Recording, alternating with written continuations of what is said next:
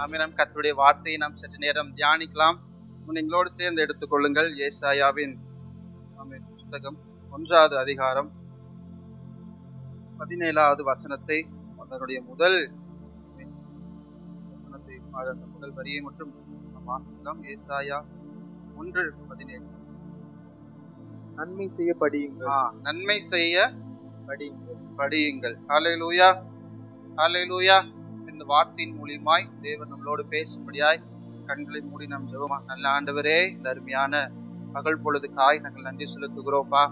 இந்த பகல் பொழுதிலுமாய் நம்முடைய வார்த்தையை தியானிக்கும்படி நீங்க கொடுத்த இந்த நல்ல சாக்கியத்துக்காய் நாங்கள் நன்றி செலுத்துகிறோம். நாங்கள் ஏசாயாவில் வாசித்ததின்படியே நன்மை செய்ய படியுங்கள் என்ற இந்த வார்த்தையை கொண்டு இன்றைக்கு நாங்கள் தியானிக்க இருக்கிறோம்.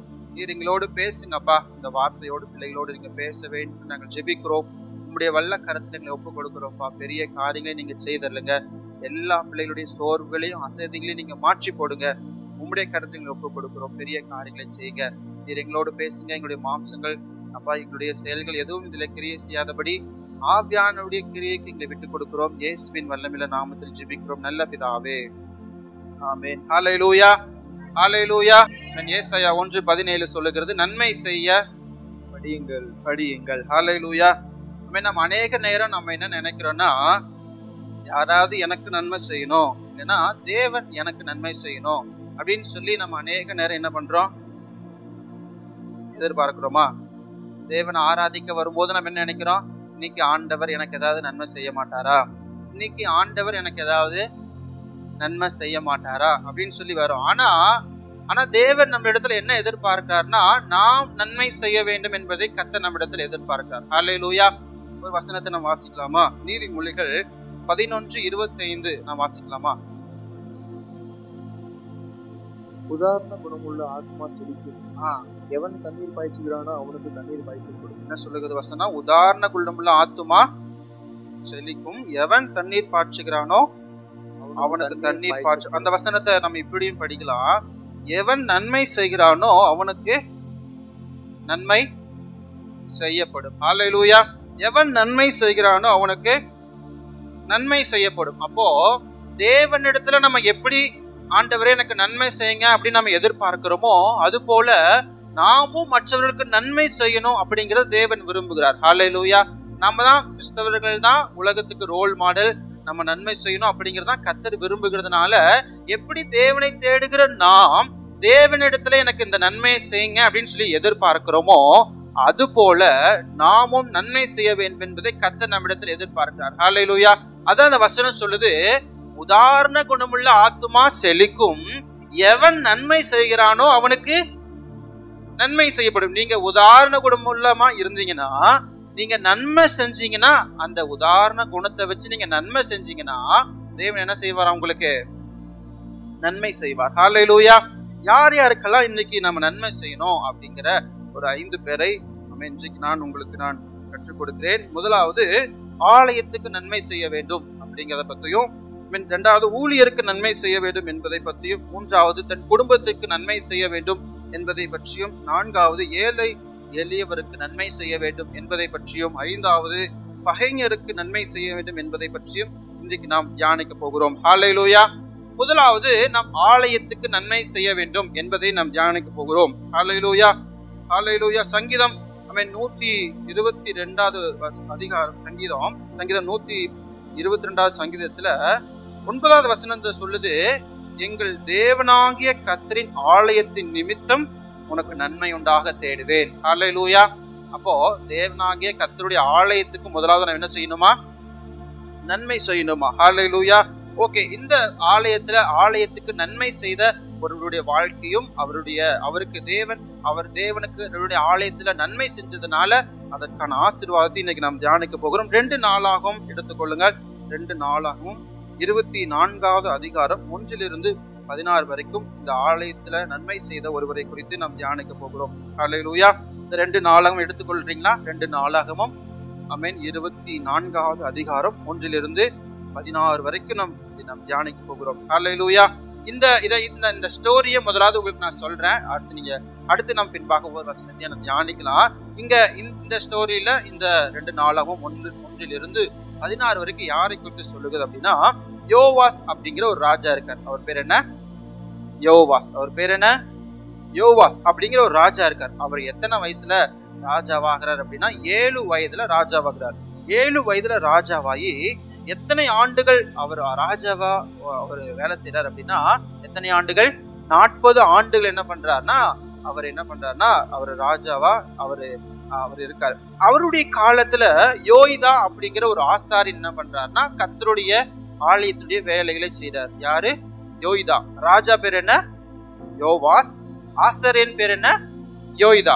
ராஜா பேரு யோவாஸ், ஆசாரியனுடைய பேர் யாருன்னா யோய்தா. இப்ப இந்த யோய்தாவுடைய காலத்துலதான் யார் ராஜாவாகிறாருன்னா இந்த யோவாஸ் ராஜா ஆகிறாரு. யோவாஸ் ராஜாவாக அபிஷேகம் பண்ணினவர் யாருன்னா இந்த யோய்தா அப்படிங்கிற ஆசாரியன் தான். அவருக்கு திருமணமும் யார் பண்ணி வைக்கிறா அப்படின்னா நம்ம யோய்தா அப்படிங்கிற ஆசாரியன் தான் என்ன பண்றாருன்னா திருமணம் பண்ணி வைக்கிறாரு. இந்த யோவாஸ் ராஜாக்கு ஒரு ஆசை. நீங்க 4ஆம் வசனத்துல வாசிச்சுன்னா தெரியும். 24:4 பாருங்க. அதற்கு பின்பு கர்த்தருடைய ஆலயத்தை புதுப்பிக்க யோவாஸ் விருப்பம் கொண்டான். என்ன விருப்பம்? கர்த்தருடைய ஆலயத்தை புதுப்பிக்க யோவாஸ் விருப்பம் கொண்டான். இப்ப இந்த யோவாஸ் ராஜாவுக்கு ஒரு ஆசை வருது. என்னன்னா கர்த்தருடைய ஆலயத்தை நான் புதுப்பிக்க வேண்டும் அப்படின்னு சொல்லி ஒரு ஆசை வருது. அதனால 5ஆம் வசனத்துல பார்த்தோம்னா ராஜா என்ன பண்றாருன்னா அங்க இருக்கிற ஆசாரியரை லேவியர் எல்லாம் ஏற்படுத்தி என்ன பண்றாருன்னா இந்த கர்த்தருடைய ஆலயத்தை புதுப்பிக்கும்படி பணத்தை சேகரிக்கிறார். அடுத்து அந்த சேமிச்சு வைக்க சொன்னா இந்த ஆசாரியர்கள் லேவியர் என்ன பண்றாங்கன்னா அதை லேட் பண்றாங்க. தாமதம் பண்ணதுனால இந்த யோய்தா ஆசாரியர் கிட்ட இந்த பொறுப்பு கொடுக்கிறாரு.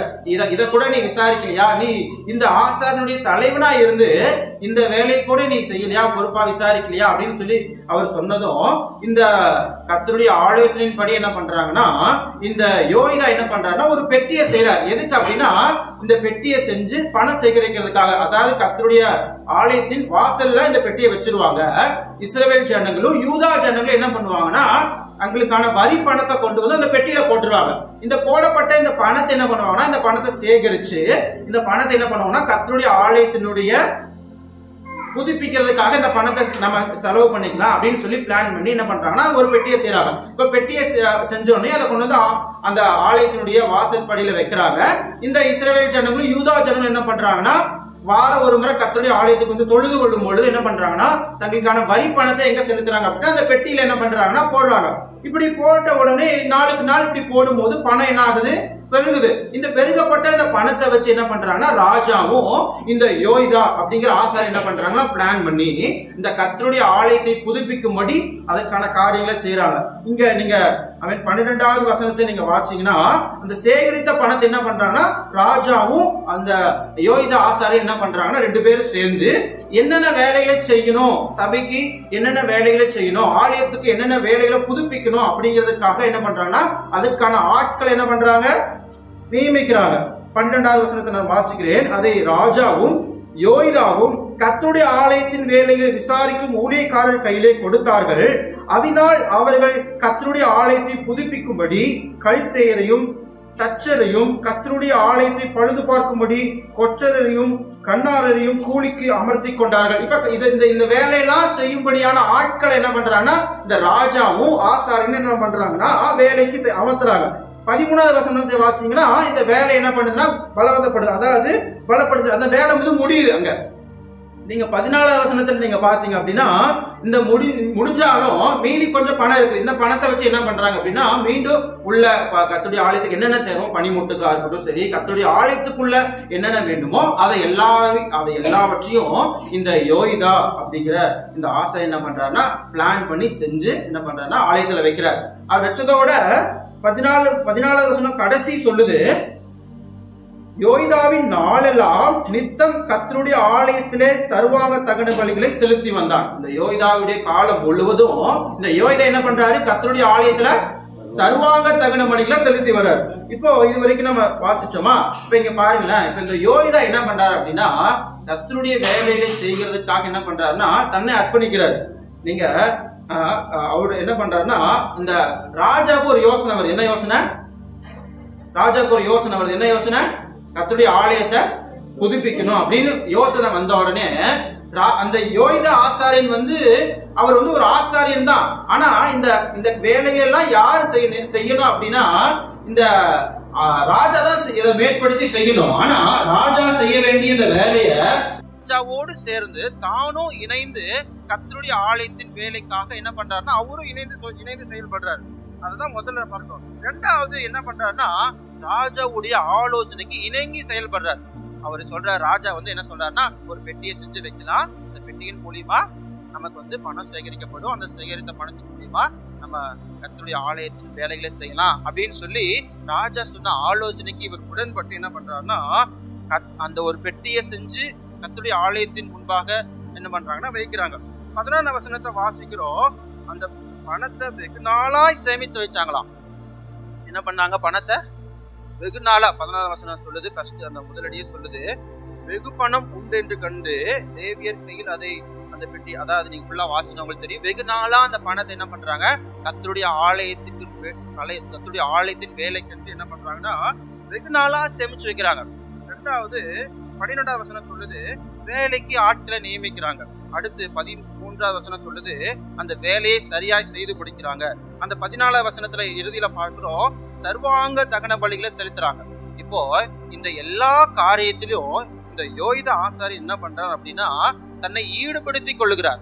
கர்த்தருடைய வேலைக்கும் சரி ராஜாவோடு தன்னை முதல்ல ராஜாவோடு தன்னை ஈடுபடுத்திக் கொள்றாரு. ரெண்டாவது கர்த்தருடைய வேலைக்கென்று ராஜா சொல்லி ஆலோசனைகளை கேட்கிறாரு. மூன்றாவது இந்த பொறுப்பான பணி, பணத்தெல்லாம் சேமிச்சு வைக்கிறதுனா அது சாதாரண விஷயம் இல்ல.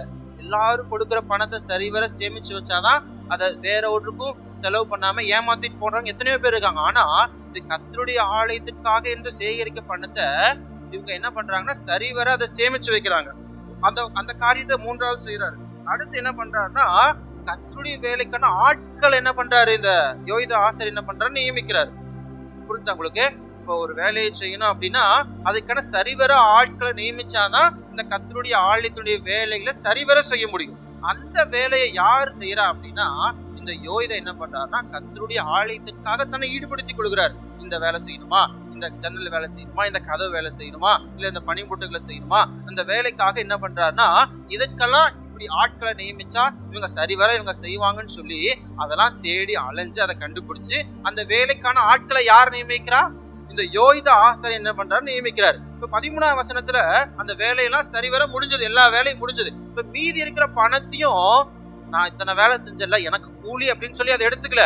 ஆனா அந்த மீதி இருந்த பணத்தையும் வச்சு இதை கர்த்தருடைய ஆலயத்துக்கான வேலையை செய்யணும்னு சொல்லி மீதமுள்ள பணத்தை வச்சு என்ன பண்றாங்கன்னா பனிமுட்டுகள் எல்லாம் செய்யறாங்க. செஞ்சுட்டு அவர் கடைசி என்ன பண்றாருன்னா சர்வாங்க தகன பலிகளை செலுத்துறாரு. ஹல்லேலூயா, ஹல்லேலூயா.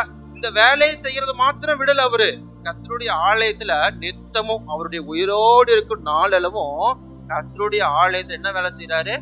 சர்வாங்க தகன பலிகளை செலுத்தும்படியான வேலைகளை செய்யறாரு. புரிஞ்சுதா உங்களுக்கு?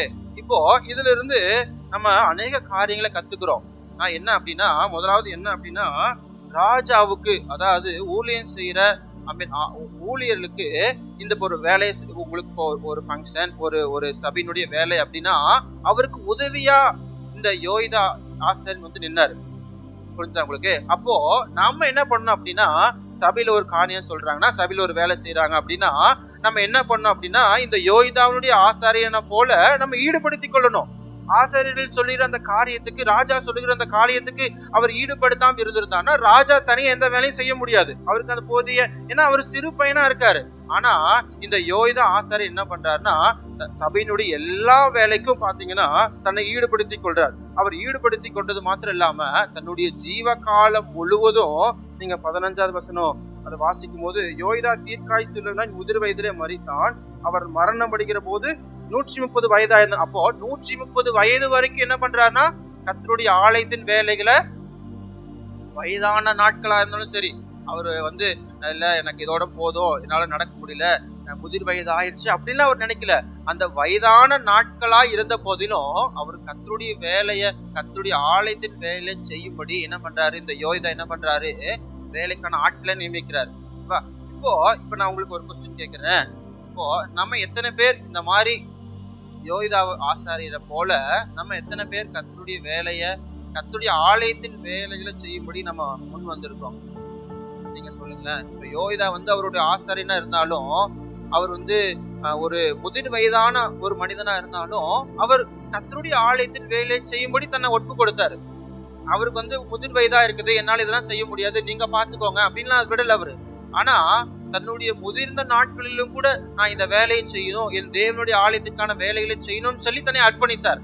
இப்ப நம்ம எடுத்துக்கோங்களேன், நாம சொல்ல முடியுமா? நான் ஒரு கேள்வி கேட்கிறேன். எத்தனை பேர், நான் உண்மையா உங்க மனசாட்சி தொட்டு சொல்லுங்க, நீங்க எத்தனை பேர் நீங்க உங்க சபையில நீங்க வேலை செஞ்சிருக்கீங்க?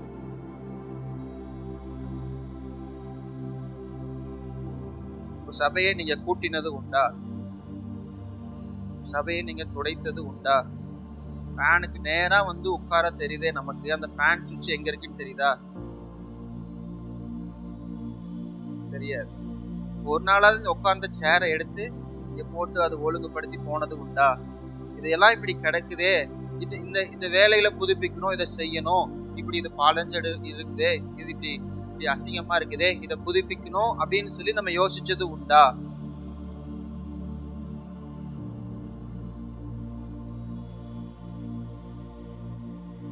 யோசிச்சது உண்டா? இப்போ நம்ம என்ன நினைக்கிறோம்னா, தேவன் நமக்கு நன்மை செய்யணும், ஆண்டவர் எனக்கு இதை செய்யணும், என் பிள்ளைக்கு செய்யணும், என் மருமகனுக்கு செய்யணும், என் மாமியாருக்கு செய்யணும்னு நம்ம நினைக்கிறோம். தேவனுடைய ஆலயத்துக்கு நாம என்ன செய்யறோம்? ஆண்டவரை மட்டும் தேடி வந்து எனக்கு ஆண்டவரை இதை செய்யுங்க நம்ம கேட்கிறோம். நீங்க ஆண்டவர் நம்மளை பார்த்து கேட்கிற என்னன்னா, நன்மை நீ எனக்கு, அதாவது நான் உனக்கு செய்யணும்னு நீ நினைக்கிற, நீ என்னுடைய ஆலயத்துக்கு என்ன செஞ்ச? என்னுடைய ஆலயத்துக்கு என்ன நன்மை செஞ்ச? நீ உன்னால என்ன காரியம் நடைபெற்றுச்சு அப்படின்னு சொல்லி ஆண்டவர் நம்மளை பார்த்து கேட்டா நம்மளுடைய கொஸ்டின் என்ன?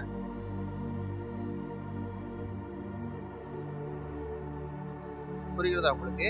ஆனா முதிர் வயதுல கூட தன்னுடைய வேலைகள் என்ன பண்றாருன்னா, இந்த யோய்தா ஆசாரியர் என்ன பண்றாருன்னா, தன்னுடைய முதிர் வயது வரைக்கும் இதை செஞ்சாராம். சாகர நாள் வரைக்கும் கர்த்தருடைய ஆலயத்துடைய வேலைகளை என்ன பண்றாரு இந்த யோய்தா ஆசாரியர்?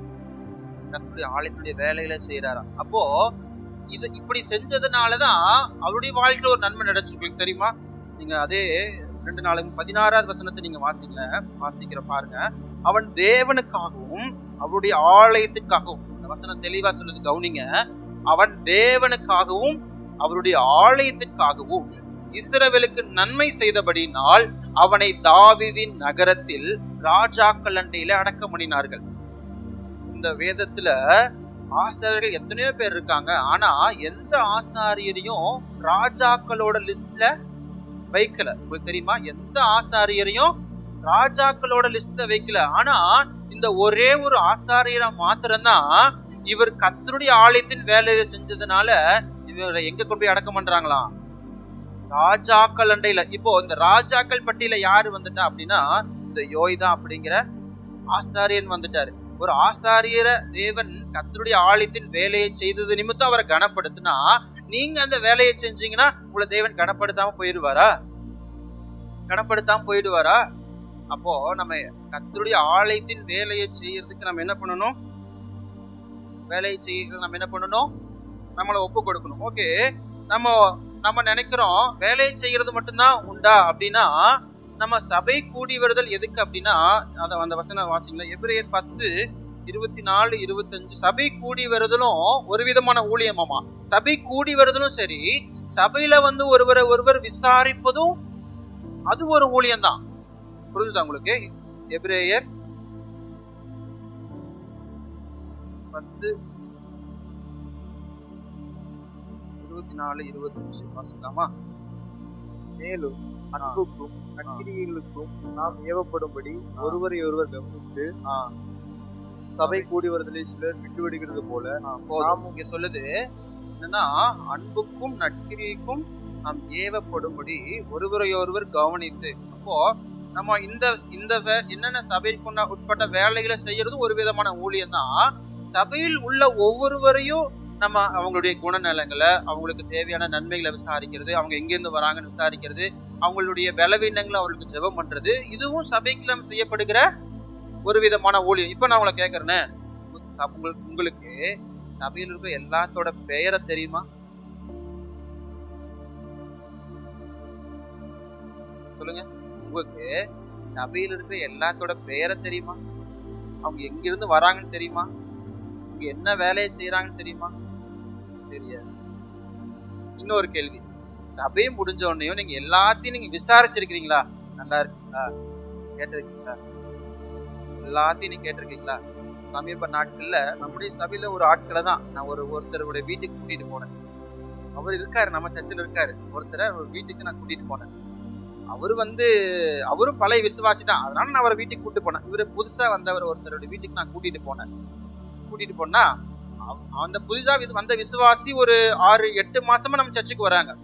அப்போ நான் கூட்டிட்டு போனோன்னையும் இவருக்கு எங்கிட்ட அந்த புதுசா வந்த விசுவாசி என்ன கேட்டாரு, இவர் யாரு அப்படின்னு கேட்டாரு. என்ன கேட்டாரு? இவர் யாரு அப்படின்னு கேட்டாரு. இவர் பழைய விசுவாசி. இந்த பழைய விசுவாசிய ஒரு புது விசுவாசியோட வீட்டுக்கு கூட்டிட்டு போற 8 மாசமா வந்துட்டாரு. இவரு என்ன கேக்குறாரு? இவரு யாரு? நினைச்சு பாருங்களேன். இவர் யாருன்னு அவருக்கும் தெரியல, இவருக்கும் தெரியல. இவர் எங்கிருந்து வர்றாருன்னு அவருக்கும் தெரியல, இவருக்கும் தெரியல. அவருக்கு தெரியல அப்படிங்கிறது ஒரு நியாயம், ஏன்னா அவர் இப்பதான் புதுசா வந்திருக்காரு. ஆனா இந்த நம்ம உள்ள இருக்கிற ஆளுக்கே இவர் யாருன்னு தெரியல. புரியுதா உங்களுக்கு? இப்போ நம்ம சபையினுடைய எல்லா காரியங்களையும் நம்ம செய்யறது ஒரு ஊழியமா இருந்தாலும், சபைக்குள்ள இருக்கிறவங்களை விசாரிக்கிறது ஒரு ஊழியம். நீங்க அவங்கள கேட்டு பாருங்க, நீங்க எங்க இருந்து வர்றீங்க, நீங்க என்ன வேலை செய்யறீங்க, நீங்க உங்களுக்கு என்ன பிரச்சனை இருக்குது அப்படின்னு சொல்லி அவங்களுடைய குறைச்சலில, அவங்களுடைய குறைவுல நீங்க உதவி செய்யறதும் ஒரு விதமான ஊழியம். ஹல்லேலூயா. அதுதான் இந்த எபிரேயர்ல நாம் வாசிக்கிறோம். என்னன்னா, அன்புக்கும் நற்கிரிகளுக்கும் நாம் ஏவப்படும்படி ஒருவரை ஒருவர் கவனித்து, அடுத்துதான் சொல்லுது சபை கூடி வருதலை அப்படின்னு சொல்லி. அப்போ எதுக்காக சபைக்கு வரணுமா? அன்பு கூறுறதுக்கும் நற்கிரிகளை செய்யறதுக்கும் ஒருவரை ஒருவர் கவனிக்கிறதுக்கும். அவங்க என்ன செய்யறாங்க, அவங்க என்ன பிரச்சனையில இருக்காங்க, அவங்களுக்கு என்ன உதவி செய்யணும், அவங்களுக்கு என்ன நன்மை செய்யணும், அவங்களுக்கு என்னென்ன தேவைப்படுது.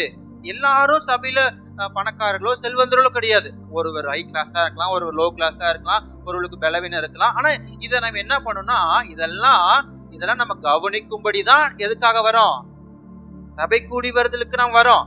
ஆனா சபை கூடி வருதலுக்கு வந்தாலும் யாரிடத்திலும் பேசுறது இல்ல, அன்பு கூறுறது இல்ல. பக்கத்துல இருக்கிறவங்க யாருன்னு தெரியுமா அப்படின்னு கேட்டா தெரியாது. என்ன வேலைக்கு போறாங்க தெரியாது. எங்கிருந்து வராங்க தெரியாது. பேர் தெரியுமா? உங்க பக்கத்துல இருக்கிறவங்க பேர் தெரியுமா? அவங்க எங்கிருந்து வராங்கன்னு தெரியுமா? இதெல்லாம் நம்ம இதெல்லாம் ஒரு ஊழியம். இததான் தேவன் செய்யணும். இதற்காக தான் நம்ம சபை கூடி வரணும் அப்படின்னு கர்த்தர் விரும்புகிறார். அப்போ தேவன் நமக்கு நன்மை செய்யணும்னா இந்த சபையின் உட்பட்ட காரியங்களை நம்ம என்ன பண்ணணும்?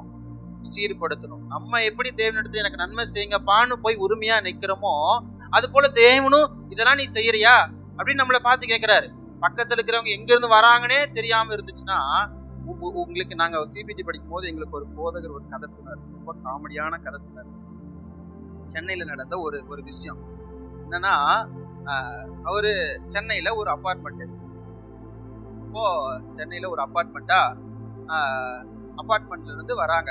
இப்போ பாஸ் இவர்கிட்ட ஒரு விசுவாசிட்ட பேசிட்டு இருக்காரு. விசுவாசிட்ட பேசிட்டு இருக்கும்போது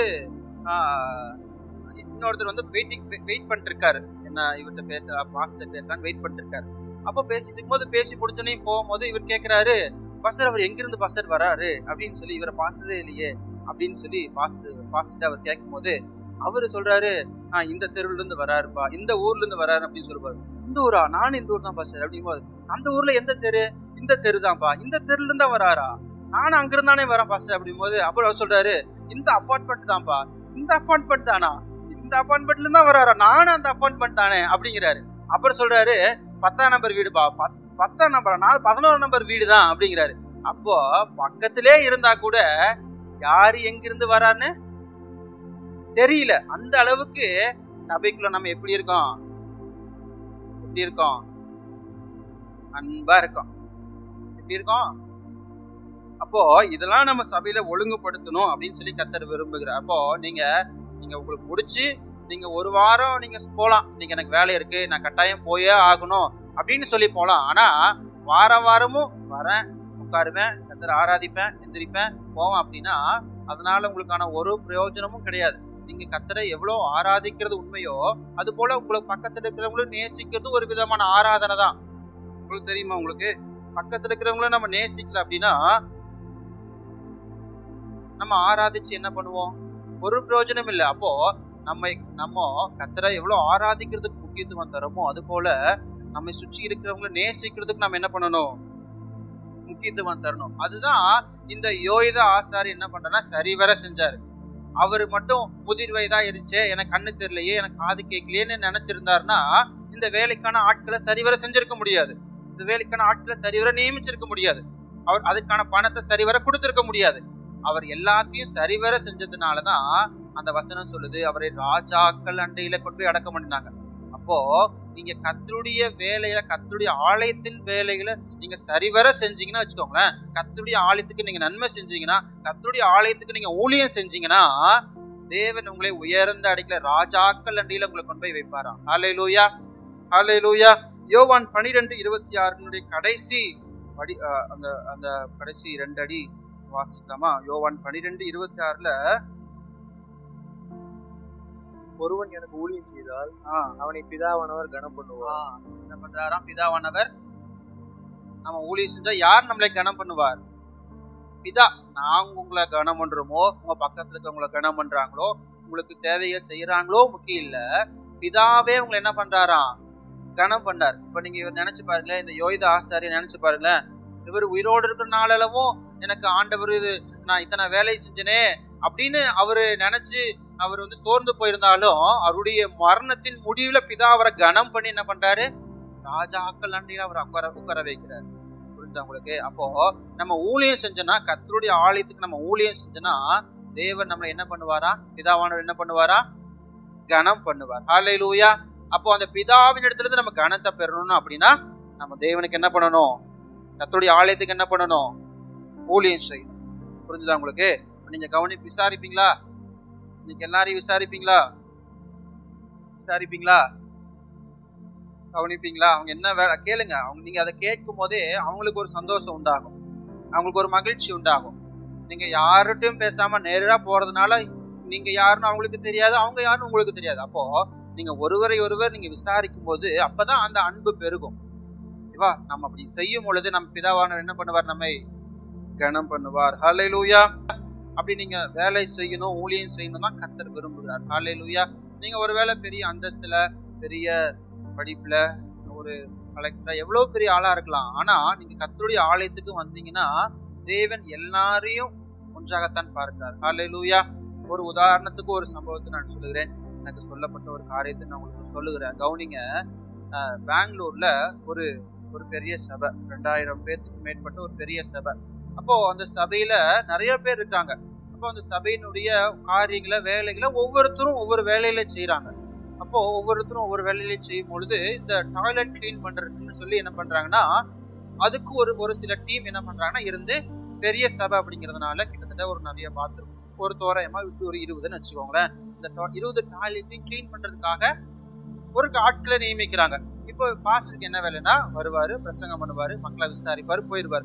இந்த வேலையெல்லாம் யாரு செய்யறாங்க அப்படின்னு அவர் கவனிக்கல.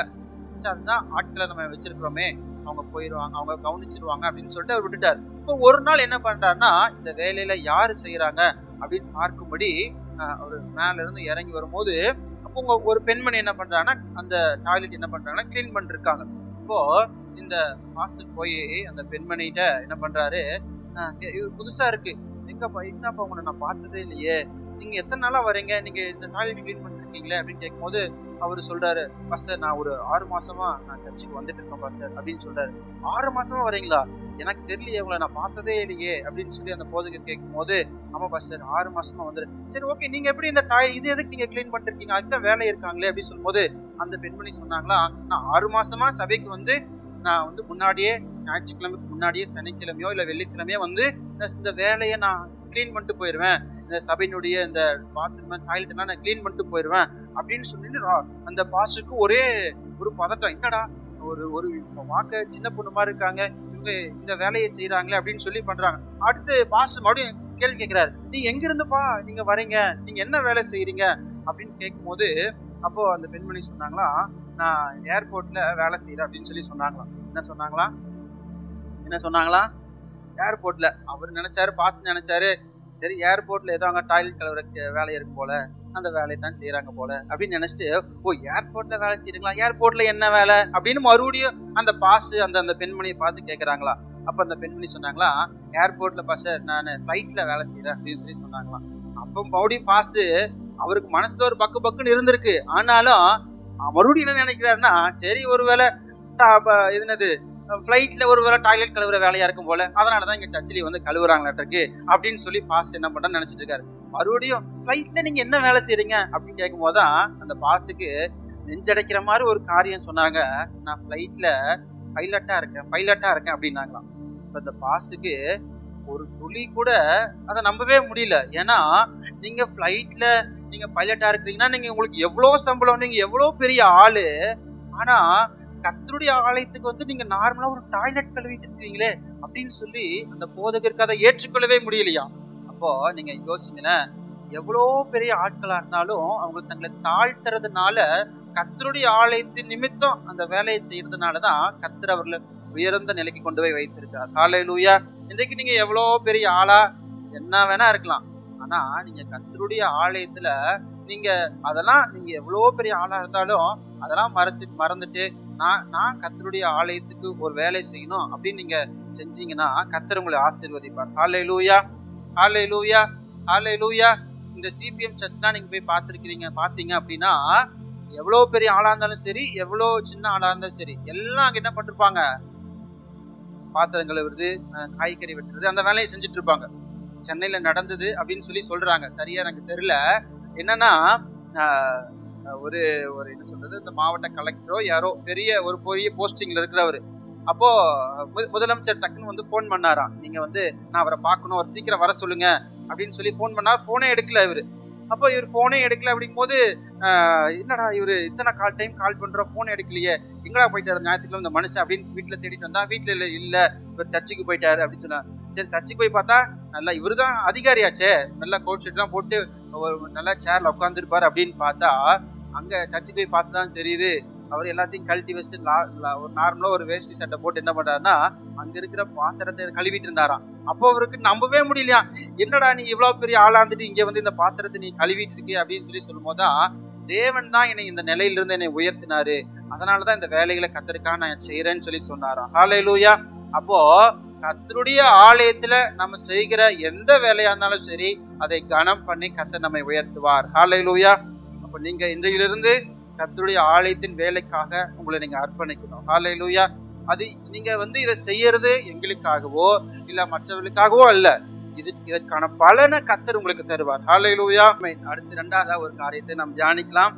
நீங்க முதலாவது பார்த்தோம், ஆலயத்துக்கு நான் நன்மை செய்ய வேண்டும். இரண்டாவது, ஊழியருக்கு நான் நன்மை செய்ய வேண்டும். ஹல்லேலூயா. ஊழியருக்கு நான் நன்மை செய்ய வேண்டும் அப்படிங்கிறத இரண்டாவது நாம் தியானிக்க போகிறோம். 2 சாமுவேல் 15வது அதிகாரத்தை நீங்க எடுத்து வச்சுக்கொள்ளுங்க. 2 சாமுவேல் 15 19 வரைக்கும் நம்ம இன்னைக்கு இந்த இரண்டாவது காரியத்தை நம்ம தியானிக்க போகிறோம். ஹல்லேலூயா. 2 சாமுவேல் 15 19 வரைக்கும் நம்ம தியானிக்க போகிறோம். இந்த கதையை நான் உங்களுக்கு சொல்ற கவனிங்க. இப்போ இங்க 2 சாமுவேல்ல யார் வரா அப்படின்னா, தாவீது ராஜா வருகிறார். இப்போ இந்த தாவீது ராஜா அப்படின்னா எல்லாத்துக்கும் தெரியுமா? தாவீது ராஜா யாரு? தாவீது ராஜா யாரு? இந்த பெரியப்பாவோட பையன் அப்படிங்கிறீங்களா? ஆடு மேய்க்கிறவரா? சரி, ஓகே. தாவீது அப்படிங்கிற ஒரு ராஜா. இப்போ இந்த தாவீது ராஜாவை பத்தி தியானிக்க போகிறோம். இந்த தாவீது ராஜா என்ன செஞ்சாரு, தாவீது ராஜாவுக்கு என்ன வேலை செஞ்சாங்க அப்படிங்கறதான் தியானிக்க போகிறோம். ஓகேவா? இது ரெண்டாவது என்னன்னா, ஊழியருக்கு நான் நன்மை செய்ய வேண்டும் அப்படிங்கிற இந்த டாபிக்ல நம்ம தியானிக்க போகிறோம். இதுல உங்களுக்கு 2 பேர்த்த நான் காண்பிக்கிறேன். ஒருவர் ஊழியருக்கு நன்மை செஞ்சதுனால அதற்கான பலனை அடைஞ்சதும், ரெண்டாவது ஒருவர் ஊழியருக்கு தேவ ஊழியருக்கு தீமை செஞ்சதுனால அதற்கான பலனையும் இங்க நம்ம பார்க்க போகிறோம். இப்ப நான் இந்த கதையை சொல்றேன், நீங்க என்கிட்ட கவனிங்க. பைபிள பார்க்க வேண்டாம், நீங்க எனக்கு கவனிங்க. இப்போ இந்த தாவீது ராஜா என்ன பண்றாருன்னா, இஸ்ரவேல் தேசத்துல அரசாட்சி பண்ணிட்டு இருக்காரு. இந்த அரசாட்சி பண்ற இந்த தாவீதுடைய வாழ்க்கையில ஒரு பிரச்சனை வருது. என்னன்னா, தன்னுடைய மகனாகிய அப்சலோமே தனக்கு விரோதமா எழும்பி என்ன பண்றாரு, யுத்தத்துக்கு வருகிறார். இப்ப யுத்தத்துக்கு வர்றதுனால இந்த தாவீது என்ன பண்றாருன்னா, அப்சலோமுக்கு பயந்து என்ன பண்றாருன்னா காடுகளுக்கு ஓடி போகிறார். தாவீதும் அவனோட சேர்ந்த மனிதர்களும் அவனுடைய பலசாலிகள் எல்லாம் சேர்ந்து என்ன பண்றாங்க, காடுகளுக்கு ஓடி போகிறாங்க. இத அறிஞ்ச என்ன பண்றாங்கன்னா, அப்சலோம் இஸ்ரவேல் தேசத்துல இனி நான் என்னுடைய அப்பா இஸ்ரவேல் தேசத்தை விட்டு ஓடி போனதுனால நான் தான் இனி இஸ்ரவேலுக்கு ராஜா அப்படின்னு சொல்லிட்டு என்ன பண்றாருன்னா, இந்த இஸ்ரவேலை என்ன பண்றாருன்னா அவர் ராஜாவா அரசாட்சி பண்றாரு. இப்போ இந்த தாவீது என்ன பண்றாருன்னா, இவ்வளவு நாளா அரசாட்சி பண்ணியிருந்த தன்னுடைய இஸ்ரவேலை விட்டு என்ன பண்றாருன்னா வெளியே போறாரு. இப்போ தன்னுடைய மகனுக்காக அவரும் அவரை சேர்ந்த ஒரு கிட்டத்தட்ட ஒரு 1000 பேர் அப்படின்னு கூட வச்சுக்கோங்களேன். இப்ப இவங்க என்ன பண்றாங்கன்னா, தன்னுடைய திரளான ஜனங்கள் என்ன பண்றாங்கன்னா அழுது கொண்டே போறாங்க. ஏன்னா தன்னுடைய இத்தனை வருஷம் அரசாட்சி பண்ணுற தன்னுடைய நாட்டை விட்டு தன்னுடைய மகன் தனக்கு விரோதமா எழும்பினதை நினைச்சு என்ன பண்றாருன்னா அவர் என்ன பண்றாருன்னா அழுதுகிட்டே போறாரு. அத நீங்க எங்க வாசிக்கலாம்னா 15:30 நீங்க வாசிச்சீங்கன்னா தெரியும். தாவீது சாமுவேல் 15:30 சொல்லுது, தாவீது தன் முகத்தை மூடி வெறுங்காலால் நடந்து அழுது கொண்டு ஒலிவமலையின் மேல் ஏறி போனான். அவனோடு இருந்த சகல ஜனங்களும் முகத்தை மூடி அழுது கொண்டு ஏறினார். ஏன் அழுதுட்டே போறாங்கன்னா, இத்தனை வருஷம் அரசாட்சி பண்ண தன்னுடைய நாட்டில இருந்தே தன்னுடைய பட்டணத்துல இருந்தே தன்னுடைய மகனே தனக்கு விரோதமா எழும்பினதுனால இப்போ அப்பாவும் மகனும் பிரச்சனை வந்துச்சுன்னா என்ன ஆகும், இந்த நாடு அந்த எல்லாமே சிதறடைஞ்சிடும். அதனால இந்த தாவீது என்ன பண்றாருன்னா, சரி மகன் தானே அப்படின்னு சொல்லிட்டு என்ன பண்றாருன்னா அவர் பயந்து என்ன பண்றாருன்னா ஓடி போகிறார். அப்படி ஓடி போகும்போது அவருக்கு ரொம்ப ரொம்ப பாரப்பட்டு தன்னுடைய மகனே தனக்கு விரோதமா எழுப்பிட்டான்னு சொல்லி தன் முகத்தை மூடி என்ன பண்றாரு, சத்தமிட்டு அழுது வெறுங்கால நடந்து போறாரு. இத பார்த்த ஜனங்க என்ன பண்றாங்கன்னா, என்னுடைய ராஜாவுக்கு ஏன் ராஜாவுக்கு இப்பேற்பட்ட நிலைமையா, ஏன் ராஜாவுக்கு இப்பேற்பட்ட நிலைமை வரணுமான்னு சொல்லிட்டு என்ன பண்றாங்கன்னா அந்த அவருடைய சேர்ந்த ஜனங்களும் என்ன பண்றாங்கன்னா அழுதுகிட்டே போறாங்க. இப்போ அவங்க அழுதுகிட்டே போகும் பொழுது எங்க வராங்க அப்படின்னா 2 சாமுவேல் 16 பகூரிம் மட்டும் வந்த போது தாவீது ராஜா எங்க வராரு, 2 சாமுவேல் 16:5 சொல்லுது, தாவீது ராஜா பகூரிம் மட்டும் வந்த போது அங்க இப்ப பகூரிம் அப்படிங்கிற ஒரு இடத்து வரைக்கும் வராரு. இப்ப இந்த இடத்து வரைக்கும் இந்த தாவீதும் அவனோட சேர்ந்த மனிதர்கள் என்ன பண்றாங்கன்னா இந்த இடத்து வரைக்கும் வராங்க. இங்க ஒரு மனிதர் வரார். அவர் யார் அப்படின்னா சீமேயி. அவர் யாரு, சீமேயி. இந்த சீமேயி என்ன பண்றாரு அப்படின்னா, தாவீது ராஜாவே இவரோட கவலையோடு கண்ணீரோடு தன்னுடைய மகனால துரத்தப்பட்டு தன்னுடைய நாட்டை விட்டே வெளியே வரும் பொழுது இந்த சீமேயி என்ன பண்றாரு தெரியுமா, அங்க சொல்லுது அந்த வசனத்துல கடைசி பாருங்க, சீமேயி என்னும் பேருள்ள ஒரு மனுஷன் அங்கே இருந்து புறப்பட்டு தூசித்துக் கொண்டே நடந்து வந்து, அடுத்த வசனம் வாசிங்க, தூசித்துக் கொண்டே நடந்து வந்து சகல ஜனங்களும் சகல பலசாலிகளும் தாவீதின் வலதுபுறமாகவும் இடதுபுறமாகவும் நடக்கையில் தாவீதின் மேலும் தாவீது ராஜாவுடைய சகல ஊழியக்காரன் மேலும் கற்களை எறிந்தான்.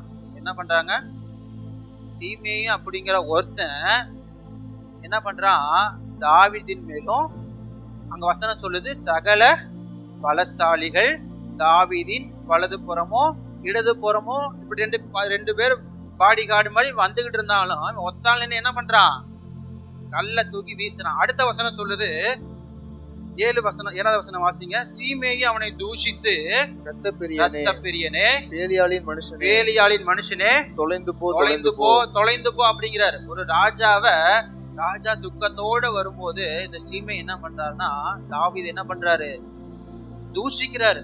இவன் ரத்தம் பிரியன், இவன் வேலியாளின் மனுஷன், நீ தொலைஞ்சு போ அப்படின்னு சொல்லி தூஷிச்சுட்டு என்ன பண்றாரு, கல்ல தூக்கி வீசுறாரு. 8வது வசனம் சொல்லுது, 8வது வசனம் வாசிங்க, சவுலின் ஸ்தலத்தில் ராஜாவான உன்மேல் கர்த்தர் சவுல் வீட்டாரின் இரத்த பிள்ளையை திரும்ப பண்ணினார். கர்த்தர் ராஜ்யபாரத்தை உன் குமாரனாகிய அப்சலோமின் கையில் ஒப்பு கொடுத்தார். இப்போதும் இதோ உன் அக்கிரமத்தில் அகப்பட்டாய், நீ இரத்த பிரியனான மனுஷன் என்றான். அவர் சொல்றாரு, நீ பண்ண தப்புனாலதான் உனக்கு இந்த நிலைமை வந்துருச்சு, அதனால நீ இரத்த பிரியனான மனுஷன் அப்படின்னு சொல்லி என்ன பண்றாருன்னா தாவீது ராஜாவை தூஷிச்சுட்டே வர்றாரு. நீங்க அந்த தூஷிச்சுட்டே வரும்போது தாவீது சொல்றாரு, 11-12வது வசனத்தை வாசிங்க. இன்னும் தாவீது அபிசாயையும் தன் ஊழியக்காரர் எல்லாரையும் பார்த்து, இதோ என் கர்ப்பப்பிறப்பான என் குமாரனே, என் பிராணனை வாங்க தேடும் போது இந்த பென்யமீனன் எத்தனை அதிகமாய் செய்வான், அவன் தூசிக்கிட்டும் அப்படி செய்ய கர்த்தர் அவனுக்கு கட்டளையிட்டு இருக்கிறார். 12 ஒருவேளை கர்த்தர் என் சிறுமையை பார்த்து இந்த நாளில் அவன் நிந்தித்த நிந்தனைக்கு பதிலாக எனக்கு நன்மையை சரி கட்டுவார் என்றார். அல்லேலூயா. இப்போ இந்த சீமையை தொடர்ந்து தூசிச்சுக்கிட்டே வராரு, கள்ளத்துக்கு வீசிட்டு தூசிச்சுக்கிட்டே வராரு. ஆனா இதை கேட்ட தாவீதுக்கு கர்த்தர் ஒருவேளை அவனை அப்படி தூசிக்கும்படி அனுமதிச்சாரோ அப்படின்னு சொல்லிட்டு சொல்றாரு. கர்த்தர் அந்த சிறுமையை பார்த்து அவர் என்ன நிந்தித்த நிந்தனைக்கு பதிலா நன்மையை எனக்கு சரி கட்டுவார் அப்படின்னு சொல்லிட்டு, ஒரு இத்தனை பலசாலிகளை பக்கத்துல வச்சிருந்தாலும் நம்மளாம் தான் என்ன பண்ணிருப்போம், நான் எவ்வளவு பெரிய ஆளு, பக்கத்துல பாடி கார்டெல்லாம் வச்சுட்டு வரேன், நீ என்ன இப்படி தூசிக்கிறேன்னு சொல்லி ஒரு போடு போட்டா ஆளே முடிச்சிருவான். ஆனா அதை எதையும் அவர் பண்ணல. அவர் என்ன பண்றாரு, கர்த்தர் பார்த்துக்குவார் அப்படின்னு சொல்லிட்டு கர்த்தர் எனக்கு நன்மை செய்வார் அப்படின்னு சொல்லிட்டு என்ன பண்றாருன்னா இந்த தாவீது ராஜா வர்றாரு. அடுத்த வசனம் நீங்க வாசிச்சுன்னா தெரியும். அப்படியே தாவீதும் அவன் மனுஷரும் வழியே நடந்து போனார்கள். சீமையும் மலையின் பக்கத்திலே அவனுக்கு எதிராக நடந்து தூசித்து அவனுக்கு எதிராக கற்களை எறிந்து மண்ணை தூற்றிக் கொண்டே வந்தான். இப்படி நடந்தாலும், இப்படி தாவீது ராஜா அப்படி வழியில போனாலும் இந்த சீமை என்ன பண்றாரு, மறுபடியும் தூசிச்சுட்டு மண்ணை தூற்றிக்கொண்டே வருகிறார். இப்போ தாவீது ராஜாவுக்கு இது எவ்வளோ மனசு கஷ்டப்படுத்தும் நீங்க நினைச்சு பாருங்களேன். தன்னுடைய மகனால துரத்தப்பட்டு வந்தாலும், தன்னுடைய மகனால அழுது காயப்பட்டு வந்தாலும், இங்க சீமை என்ன பண்றாருன்னா காரணமே இல்லாம தாவீது ராஜாவை தூஷிக்கிறார். தாவீது ராஜாவை தூஷிச்சுட்டு என்ன பண்றாருன்னா வராரு. இப்படி நடந்து கொண்டே இருந்தாலும் இதெல்லாம் தாண்டி மறுபடியும் எங்க வர்றாருன்னா, அதே 2 சாமுவேல் 17 எங்க வர்றாருன்னா 27வது வசனத்தை நீங்க வாசிச்சீங்கன்னா, தாவீது மக்னாயிமில் சேர்ந்த போது எங்க வந்துட்டாரு, தாவீது எங்க வந்துட்டாரு, மக்னாயிம். இப்படி தாவீது எங்க வந்துட்டாரு, இப்படி மக்னாயிம் வந்த போது இப்ப தாவீது எப்படி இருக்காருன்னா ரொம்ப களைப்பா சோர்வா இருக்காரு. அவருக்கு வழிக்கு தேவையான ஆகாரம் எதுவும் இல்லாததுனால இப்ப சோர்வா இருக்கிற தாவீதுக்கு அங்க ஒரு மனிதன் நன்மை செய்யறாரு. அவரை தான் நம்ம பார்க்க போறோம். யாருன்னா அந்த வசனத்துடைய கடைசி சொல்லுது, கீலேயாத்தியனாகிய பர்சில்லாவும். இவர் என்ன செய்யறாருன்னா அடுத்த 2 வசனம் வாசிங்க. என்ன செய்யறாருன்னா 28, 29 வாசிங்க. மெத்தைகளையும் நல்லா கவனிங்க, மெத்தைகளையும் கலங்களையும் மண்பாண்டங்களையும் கோதுமையும் வாட்கோதுமையும் மாவையும் வறுத்த பயிற்சியும் பெரும் பயிற்சியும் சிறு பயிற்சியும் வறுத்த சிறு பயிற்சியும் தேனையும் வெண்ணையையும் ஆடுகளையும் பால் கட்டிகளையும் தாவீதுக்கும் அவனுடைய ஜனங்களுக்கும் சாப்பிடுகிறதுக்கு கொண்டு வந்தார்கள். அந்த ஜனங்கள் வனாந்தரத்திலே பசியும் இளைப்பும் கவனமா இருப்பார்கள் என்று இப்படி செய்தார்கள். இப்போ இங்க ஒரு மனுஷர் வர்றாரு. அவர் யாருன்னா பர்சில்லா. இவர் என்ன பண்றாருன்னா, தாவீது இப்படி தன்னுடைய மகனால துரத்தப்பட்டார் அப்படின்னு கேள்விப்பட்டு தாவீது இப்ப எங்க இருக்காருன்னா 29வது வசனத்துல கடைசி 3வது லைன்ல சொல்லுது, வனாந்தரத்திலே காடுகள் இருக்கார். வனாந்தரத்துல தாவீதுக்கு என்னென்ன தெரியுமா கொண்டு வராரு. 28வது வசனம் ஃபர்ஸ்ட் சொல்லுது மெத்தைகள், அடுத்து கலங்களையும், அடுத்து மண்பாண்டங்களையும், அடுத்து கோதுமை வாட்கோதுமை மாவையும் வறுத்த பயிற்சியும் பெரும் பயிற்சியும் சிறு பயிற்சியும் வறுத்த சிறு பயிற்சியும், அடுத்து தேனையும் வெண்ணையும் ஆடுகளையும் பால் கட்டையும், கிட்டத்தட்ட 14 விதமான பொருட்களை தாவீது ராஜாவுக்காக கொண்டு வர்றாரு. எங்க கொண்டு வர்றாரு, அதுவோ காட்டுக்கு, வனாந்தரத்துக்கு. யோசிச்சு பாருங்களேன், சாத்தியமாதனா? ஆனா இந்த பர்சில என்ன நினைச்சாருன்னா, தாவீது எங்க ராஜா அவ்வளவு செல்வசீமானா ராஜா அரண்மனையில வாழ்ந்துட்டாரு. இப்ப அவரு இந்த காடுகளில தன்னுடைய மகனால துரத்தப்பட்டு இவ்வளவு கஷ்டப்படும் போது நான் அவருக்கு உதவி செய்யணும்னு சொல்லி, அவருக்கு நான் நன்மை செய்யணும்னு சொல்லி, அவருக்கு தேவையான எல்லாவற்றையும் காடுகள்ல இருந்தாலும் காடுகளில அவர் நிம்மதியா தூங்கணும்னு சொல்லி ஃபர்ஸ்ட் சொல்லுது மெத்தைகள். அவர் தூங்கும்படி என்ன கொண்டு வராரா, மெத்தைகள். அடுத்து மண்பாண்டங்கள், நல்ல அந்த உணவுப் பொருட்களை வைக்கணும்படி மண்பாண்டங்கள். அடுத்து சொல்லுது நல்ல சாப்பாடு, கோதுமை வாட்கோதுமை மாவை சிறு பயிற்றெல்லாம் கொண்டு வர்றாரு. அடுத்து சொல்லுது தேனையும் வெண்ணையும் ஆடுகளையும் பால் கட்டிகளையும் கொண்டு வராராம். பாருங்களேன், அடுத்து இதெல்லாம் எதுக்கு கொண்டு வராருன்னா, அந்த வசனம் கடைசி சொல்லுது, அந்த ஜனங்கள் வனாந்திரத்திலே பசியும் இளைப்பும் கவனமாய் இருப்பார்கள் என்று சொல்லி. சரி, வனாந்தரத்துல எங்க ராஜா கஷ்டப்படுவாரே, அவருக்கு யார் உணவு கொண்டு வருவா, எங்க ராஜாவுக்கு யார் உதவி செய்வா அப்படின்னு சொல்லி தன்னுடைய ஆண்டவன் மேல, தன்னுடைய ராஜாவின் மேல, தன்னுடைய ஊழியக்காரன் மேல அவர் வச்சிருந்த அன்புனால இந்த எல்லாவற்றையும் யாருக்கு கொண்டு போறா? தாவீது ராஜாவுக்கு கொண்டு போறாரு. நம்ம யோசிக்க முடியுமா? நம்மளால யோசிச்சு பார்க்க முடியுமா? வனாந்திரத்துல இருக்கிறவங்களை கொண்டு போனா அதுக்கு எத்தனை பேர் வேணும்? அப்ப இங்க தாவீதோட இருந்தவங்க எத்தனை பேர்னே தெரியல. ஆனா தாவீது எத்தனை நாள் அந்த காட்டுக்குள்ள இருந்தாங்களோ அத்தனை நாள் அளவும் அந்த பர்சிலா என்ன பண்றாருன்னா ராஜாவுக்கு இந்த சேவையை செய்யறாரு.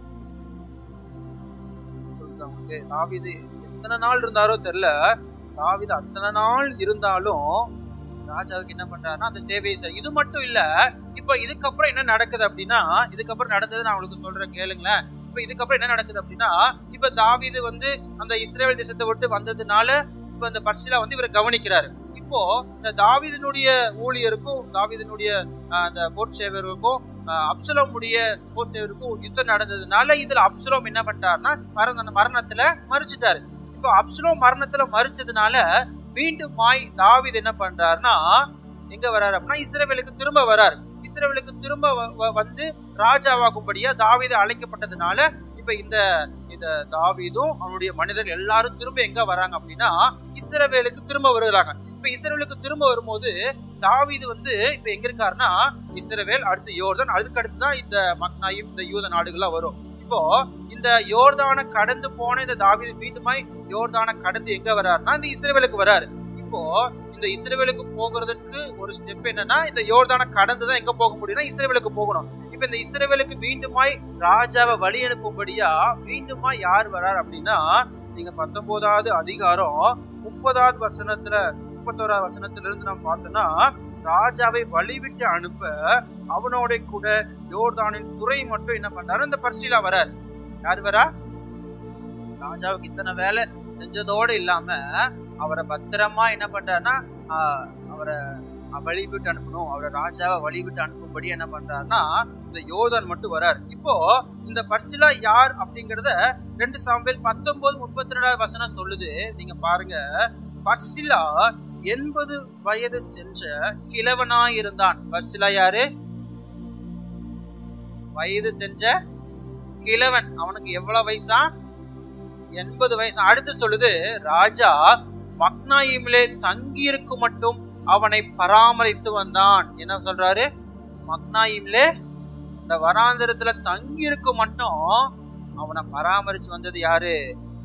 இந்த பர்சிலா. நீங்க யோசிச்சு பாருங்க, அவர் வனாந்திரத்துல இருந்தாலும் என்ன பண்றாருன்னா ராஜாவை பராமரிக்கிறார். அடுத்து சொல்லுது, அவன் மகா பெரிய மனுஷனா இருந்தான். அவன் மகா பெரிய மனுஷனா இருந்தாலும் தன்னுடைய ராஜாவுக்கு தேவையான எல்லாவற்றையும் அவர் காடுகள் இருந்தாலும் சரி, மலைகள் இருந்தாலும் சரி, எங்க இருந்தாலும் சரின்னு சொல்லி தன்னுடைய ராஜாவுக்கு தேவையான அனைத்தையும் என்ன பண்றாருன்னா இந்த பர்சிலா என்ன பண்றாருன்னா கொடுக்குறாரு.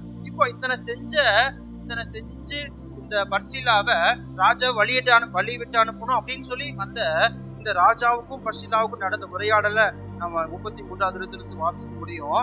ராஜா சொல்றாரு, ராஜா பர்சிலாவை நோக்கி, நீ என்னோட கூட கடந்து வா, எருசலேமிலே என்னிடத்தில் வைத்து பராமரிப்பேன். அப்ப ராஜா சொல்றாரு, நீ எனக்கு நான் காட்டுல இருந்த போது நீ இவ்வளவா என்ன பராமரிச்ச, எனக்கு மெத்தைகளை கொண்டு வந்த, எனக்கு வேண்டிய உணவு பண்டங்களை கொண்டு வந்த, எனக்கு பாலாடைகளை கொண்டு வந்த, எனக்கு வெண்ணையை கொண்டு வந்த, இத்தனை செஞ்சு என்ன பராமரிச்ச. அதனால இப்ப ராஜா என்ன சொல்றாருன்னா, நீ என்ன பண்ணு, என்னோட கூட அரண்மனைக்கு நீ வந்துரு. நீ அங்க வந்துட்டீன்னா நான் உன்னை என்ன பண்ணுவேன், உன்னை பத்திரமா பராமரிச்சுக்குவேன், உன்னை நல்லா பாத்துக்குவேன் அப்படின்னு சொல்லி ராஜா கூப்பிடும் போது அதுக்கு பர்சிலா என்ன தெரியுமா சொல்றாரு? பர்சிலா ராஜாவை பார்த்து, நான் ராஜாவோட கூட எருசலேமுக்கு வர நான் இன்னும் உயிரோடு இருக்கும் ஆயுசு நாட்கள் ஏமாத்தி. ராஜா பார்த்து சொல்றாரு, நான் எத்தனை வருஷம் நீ உயிரோடு இருக்க போறேன்னு தெரியல. நான் இப்பயே எனக்கு 80 வயசு ஆயிருச்சு. நீ எத்தனை வருஷம் நான் உயிரோடு இருக்க போறேன்னு தெரியல. நான் ராஜாவுடைய அரண்மனைக்கு வராட்டி என்ன அப்படின்னு சொல்லிட்டு 35 வசனத்தை ஃபுல்லா வாட்சிங்கன்னா தெரியும். நான் அங்க ருசிகரமா நான் சாப்பிடுறதுக்கு நான் என்ன சின்ன பையனா? அங்க இருக்கிற சங்கீதக்காரர்கள் அங்க இருக்கிற அதெல்லாம் கேட்கும்படி நான் ஒரு இளம் வயதில் உள்ளவனா கிடையாது. அதனால நான் ராஜாவுக்கு எருசலேமுக்கு இந்த கிழவனாகிய இந்த பர்சிலா நான் ராஜாவுக்கு பாரமா இருக்க வேண்டியது என்ன? நான் இப்படியே இந்த யோர்தானோட நான் இப்படியே திரும்பி போயிடுறேன் அப்படின்னு சொல்லி என்ன பண்றாருன்னா ராஜாவிட்ட வேண்டுதல் வச்சு சொல்றாரு. 36 சொல்லுது, அடியே கொஞ்ச தூரம் யோர்தான் மட்டும் ராஜாவோட கூட வருவேன், அதுக்கு ராஜா இவ்வளவு பெரிய உபகாரத்தை எனக்கு செய்ய வேண்டியது என்ன அப்படின்னு சொல்லி சொல்றாரு. ராஜாவுக்கு எவ்வளோ நற்கிரிகளை செஞ்ச இந்த பர்சிலா என்ன சொல்றாருன்னா, நான் இந்த கொஞ்ச தூரம் யோர்தான் மட்டும்தான் வரேன், ஆனா யோர்தான் மட்டும் வர எனக்கு நீங்க இவ்வளவு பெரிய உபகாரத்தை எதுக்கு நீங்க செய்யணும் அப்படின்னு சொல்லிட்டு நான் என்னுடைய திரும்பி ஊருக்கே நான் போயிடுறேன், என்னுடைய மகனை வேணா நீங்க கூட்டிட்டு போங்க அப்படின்னு சொல்லி சொன்னப்போ இப்ப ராஜா என்ன பண்றாருன்னா தன்னுடைய அவருடைய இந்த பர்சிலாவுடைய மகனை 38ஆவது வசனம் சொல்லுது, கிம்காம் என்னோட கூட வரட்டும். கிம்காம் யார் அப்படின்னா பர்சிலாவுடைய மகன். இவர் என்ன பண்றாருன்னா ராஜா என்ன பண்றாருன்னா திரும்ப அவரோட கூட கூட்டிட்டு போறாரு. இப்போ ராஜா இவரை எப்படி ஆசீர்வதிக்கிறாருன்னு நீங்க 39ஆவது வசனம் சொல்லுது, ஜனங்கள் எல்லாரும் யோர்தானை கடந்த போது ராஜா பர்சிலாவை முத்தமிட்டு அவனை ஆசீர்வதித்து தானும் கடந்து போனான், அவனோ தன்னிடத்துக்கு திரும்ப போய்விட்டான். ஹல்லேலூயா. இப்ப ராஜா என்ன பண்றாரு, பர்சிலாவை அவரை முத்தம் செஞ்சு அவரை ஆசீர்வதிச்சு என்ன பண்றாரு, ராஜா மீண்டுமா கடந்து போறாரு. இப்போ ராஜாவுக்கு இவ்வளோ வேலைகளை செஞ்ச இந்த பர்சிலா ராஜா சொல்றாரு, நீ வா என்கிட்ட வந்துரு, நான் உனக்கு வேண்டியதான் செய்யறேன் அப்படின்னு சொல்லி கூப்பிட்டாலும், இல்ல ராஜா நான் உங்க பாரமா இருக்க வேண்டாம், நான் உமக்கு நான் இப்படி பாரமா என்னுடைய 80 வயசு கிழவன் ஆயிட்டேன், நான் உமக்கு பாரமா இருக்க வேண்டாம் அப்படின்னு சொல்லிட்டு என்ன பண்றாருன்னா தன்னுடைய ஸ்தானத்துக்கே என்ன பண்றாருன்னா திரும்பி போயிட்டாரு. அப்போ ராஜா காடுகள்ல இருந்தாலும் அந்த காடுகள்ல கூட இந்த ராஜாவை பராமரிக்கும்படியான எண்ணம் யாருக்கு இருந்துச்சு அப்படின்னா பர்சிலாவுக்கு இருந்துச்சு. இப்போ நான் உங்களிடத்துல கேட்கிறேன்னு, நீங்க உங்க ஊழியரை நீங்க கவனிச்சது உண்டா? அவங்க என்ன பண்றாங்க, அவங்க எப்படி இருக்காங்க, அவங்களுக்கு இப்ப என்ன தேவை, அவங்களுக்கு உடல்நிலை எப்படி இருக்கு, அவங்க என்ன சாப்பிடணும், நீங்க கவனிச்சது உண்டா? அவங்க என்ன மனநிலையில் இருக்காங்க? நீங்க இங்க பர்சிலா பற்றி சொல்லும் போது ராஜா களைப்படைந்தவராய் வந்ததுனால அவரு நார்மலா காடுகளில படுத்து தூங்க முடியாதுன்னு சொல்லி அவர் நிம்மதியா தூங்கணும்னு சொல்லி அவருக்கு மெத்தைகளை கொண்டு வந்தாராம். வசனம் சொல்லுது, பாத்தீங்கன்னா தெரியும், அவருக்கு முதல்ல சொல்லுது மெத்தைகளை கொண்டு வந்தாராம். அடுத்து அந்த காடுகள்ல அவர் எப்படி குடிப்பாரு, அந்த அந்த திராட்சை ரசம் இதெல்லாம் எப்படி அவர் குடிப்பாரு அப்படின்னு சொல்லிட்டு அதுக்கான பாத்திரத்தை எல்லாம் கொண்டு வந்திருக்காரு. அந்த ராஜா சிக்கன் மட்டன் அப்படின்னு நல்ல நான்வெஜ்ஜா அரண்மனையில சாப்பிட்டுருக்கலாம் அப்படின்னு சொல்லிட்டு அவருக்கு நல்லா சாப்பிடுன்னு சொல்லி ஆடுகளை கொண்டு வந்திருக்காரு. நீங்க யோசிங்களேன், நீங்க உங்க ஊழியரை அவருடைய சுக நலங்கள்ல நீங்க அக்கறை கொண்டது உண்டா? நம்ம மட்டும் கத்திரிடத்துல நன்மை செய்யுங்கன்னு நம்ம கேட்கிறோம், ஆனா தேவன் நமக்கு கொடுத்த ஊழியருக்கு நம்ம நன்மை செஞ்சது உண்டா? உங்களை கவனிச்சது உண்டா? உங்களை பராமரிச்சது உண்டா? இதுக்கு முன்னாக நம்ம ஒருத்தரை பார்த்தோம், யாரு? சீமேயு. இந்த சீமேயு போல நம்ம இருந்துடக்கூடாது. ராஜா இவ்வளவு துக்கத்தோடு வந்த போதும் அவருக்கு தேவையானது அவர் கொடுக்கல. அவன்கிட்ட சீமேயிட்ட ராஜா ஒன்னும் கேட்கல, எனக்கு இதை செய்யி, எனக்கு இதை கொடு அப்படின்னு ஒன்னும் கேட்கல. ஆனா அவர் துக்கத்தோட தான் வந்தாரு. ஆனா அந்த சீமேயோ ராஜாவை தூஷிச்சு அவரை வழிவிட்டு அனுப்பணும். இப்போ ஒருவேளை நாம நம்முடைய ஊழியரை தூஷிச்சது உண்டா? அவங்களுக்கு விரோதமா ஒருவேளை கற்களை எரியாட்டியும் வார்த்தைகளை அள்ளி வீசுறோமே? இதுக்கான இந்த ரெண்டு பேருக்கான முடிவையும் 2 ராஜாக்கள் 2ஆம் அதிகாரத்துல சொல்லுது. அதையும் நான் உங்களுக்கு காண்கிறேன்.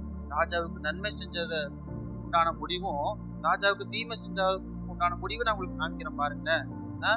அப்போ நம்முடைய பர்சிலாவை போல நம்முடைய ஊழியருக்கு நாம் நன்மை செஞ்சது உண்டா? அப்படி சுக நலங்களில் அக்கறை கொண்டது உண்டா? இல்ல இந்த சீமையை போல ராஜாவை தூஷிக்கிறோமா? என்னுடைய ராஜாவுக்கு தீமை செய்கிறோமா? யோசிச்சு பாருங்க. ஒருவேளை நான் அப்படிலாம் செய்யறது இல்லை அப்படிலாம் யோசிக்கிறத நீங்க நினைக்கலாம். ஆனா தேவன் யாருக்காக இதை பேசுகிறார் என்று எனக்கு தெரியவில்லை. ஒருவேளை நீங்க அப்படி நினைச்சிருக்கலாம், இதெல்லாம் என்னப்பா அப்படின்னு நீங்க நினைச்சிருக்கலாம். ஆனா தேவன் ராஜாவாய் நியமித்தவரை என்ன பண்ணக்கூடாது, நம்ம துக்கப்படுத்திடக்கூடாது, கலங்கப்படுத்திடக்கூடாது. இதே இந்த சாமுவேல்ல 1 சாமுவேல் 24 அதிகாரத்தை நீங்க பாத்தீங்கன்னா நீங்க அதை திருப்ப வேண்டாம். தேவன் சாமுவேல ஃபர்ஸ்ட் சவுல் ராஜாவை அபிஷேகம் பண்ணும்போது இந்த சவுல் ராஜா எவ்வளவோ தீமை செய்வாரு. ஆனா அங்க தாவீது சொல்லுவாரு, தேவன் அபிஷேகம் பண்ணினவருக்கு விரோதமாய் நான் எப்படி என் கையை போடுவது அப்படின்னு சொல்லி அவர் தீமை செஞ்சிருந்தாலும் அவருக்கு நன்மை செய்வார் தாவீது. இப்போ நம்முடைய ஊழியருக்கு நம்ம நன்மை செய்யறோமா யோசிங்களேன். ஓகே, இது ரெண்டு முடிவை நம்ம பார்க்கலாம். நீங்க 2 ராஜாக்கள் எடுத்துக்கொள்ளுங்க. 2 ராஜாக்கள் 2ஆம் அதிகாரத்தை எடுத்துக்கொள்ளுங்களேன். 2 ராஜாக்கள் 2வது அதிகாரம். முதலாவது பர்சிலா செஞ்ச நன்மையினால அவருக்கு என்ன வந்துச்சு அப்படின்னு சொல்லி பார்க்கலாமா? 2 ராஜாக்கள் 2வது அதிகாரம் 7வது வசனத்துல வாசிங்க. எல்லாரும் எடுத்துக்கோங்க. 2 ராஜாக்கள் 2:7 பாருங்க. திருப்பி பாருங்க. 2 ராஜாக்கள் 2:7 சொல்லுது. 1 ராஜாக்கள் 2:7. ராஜாக்கள்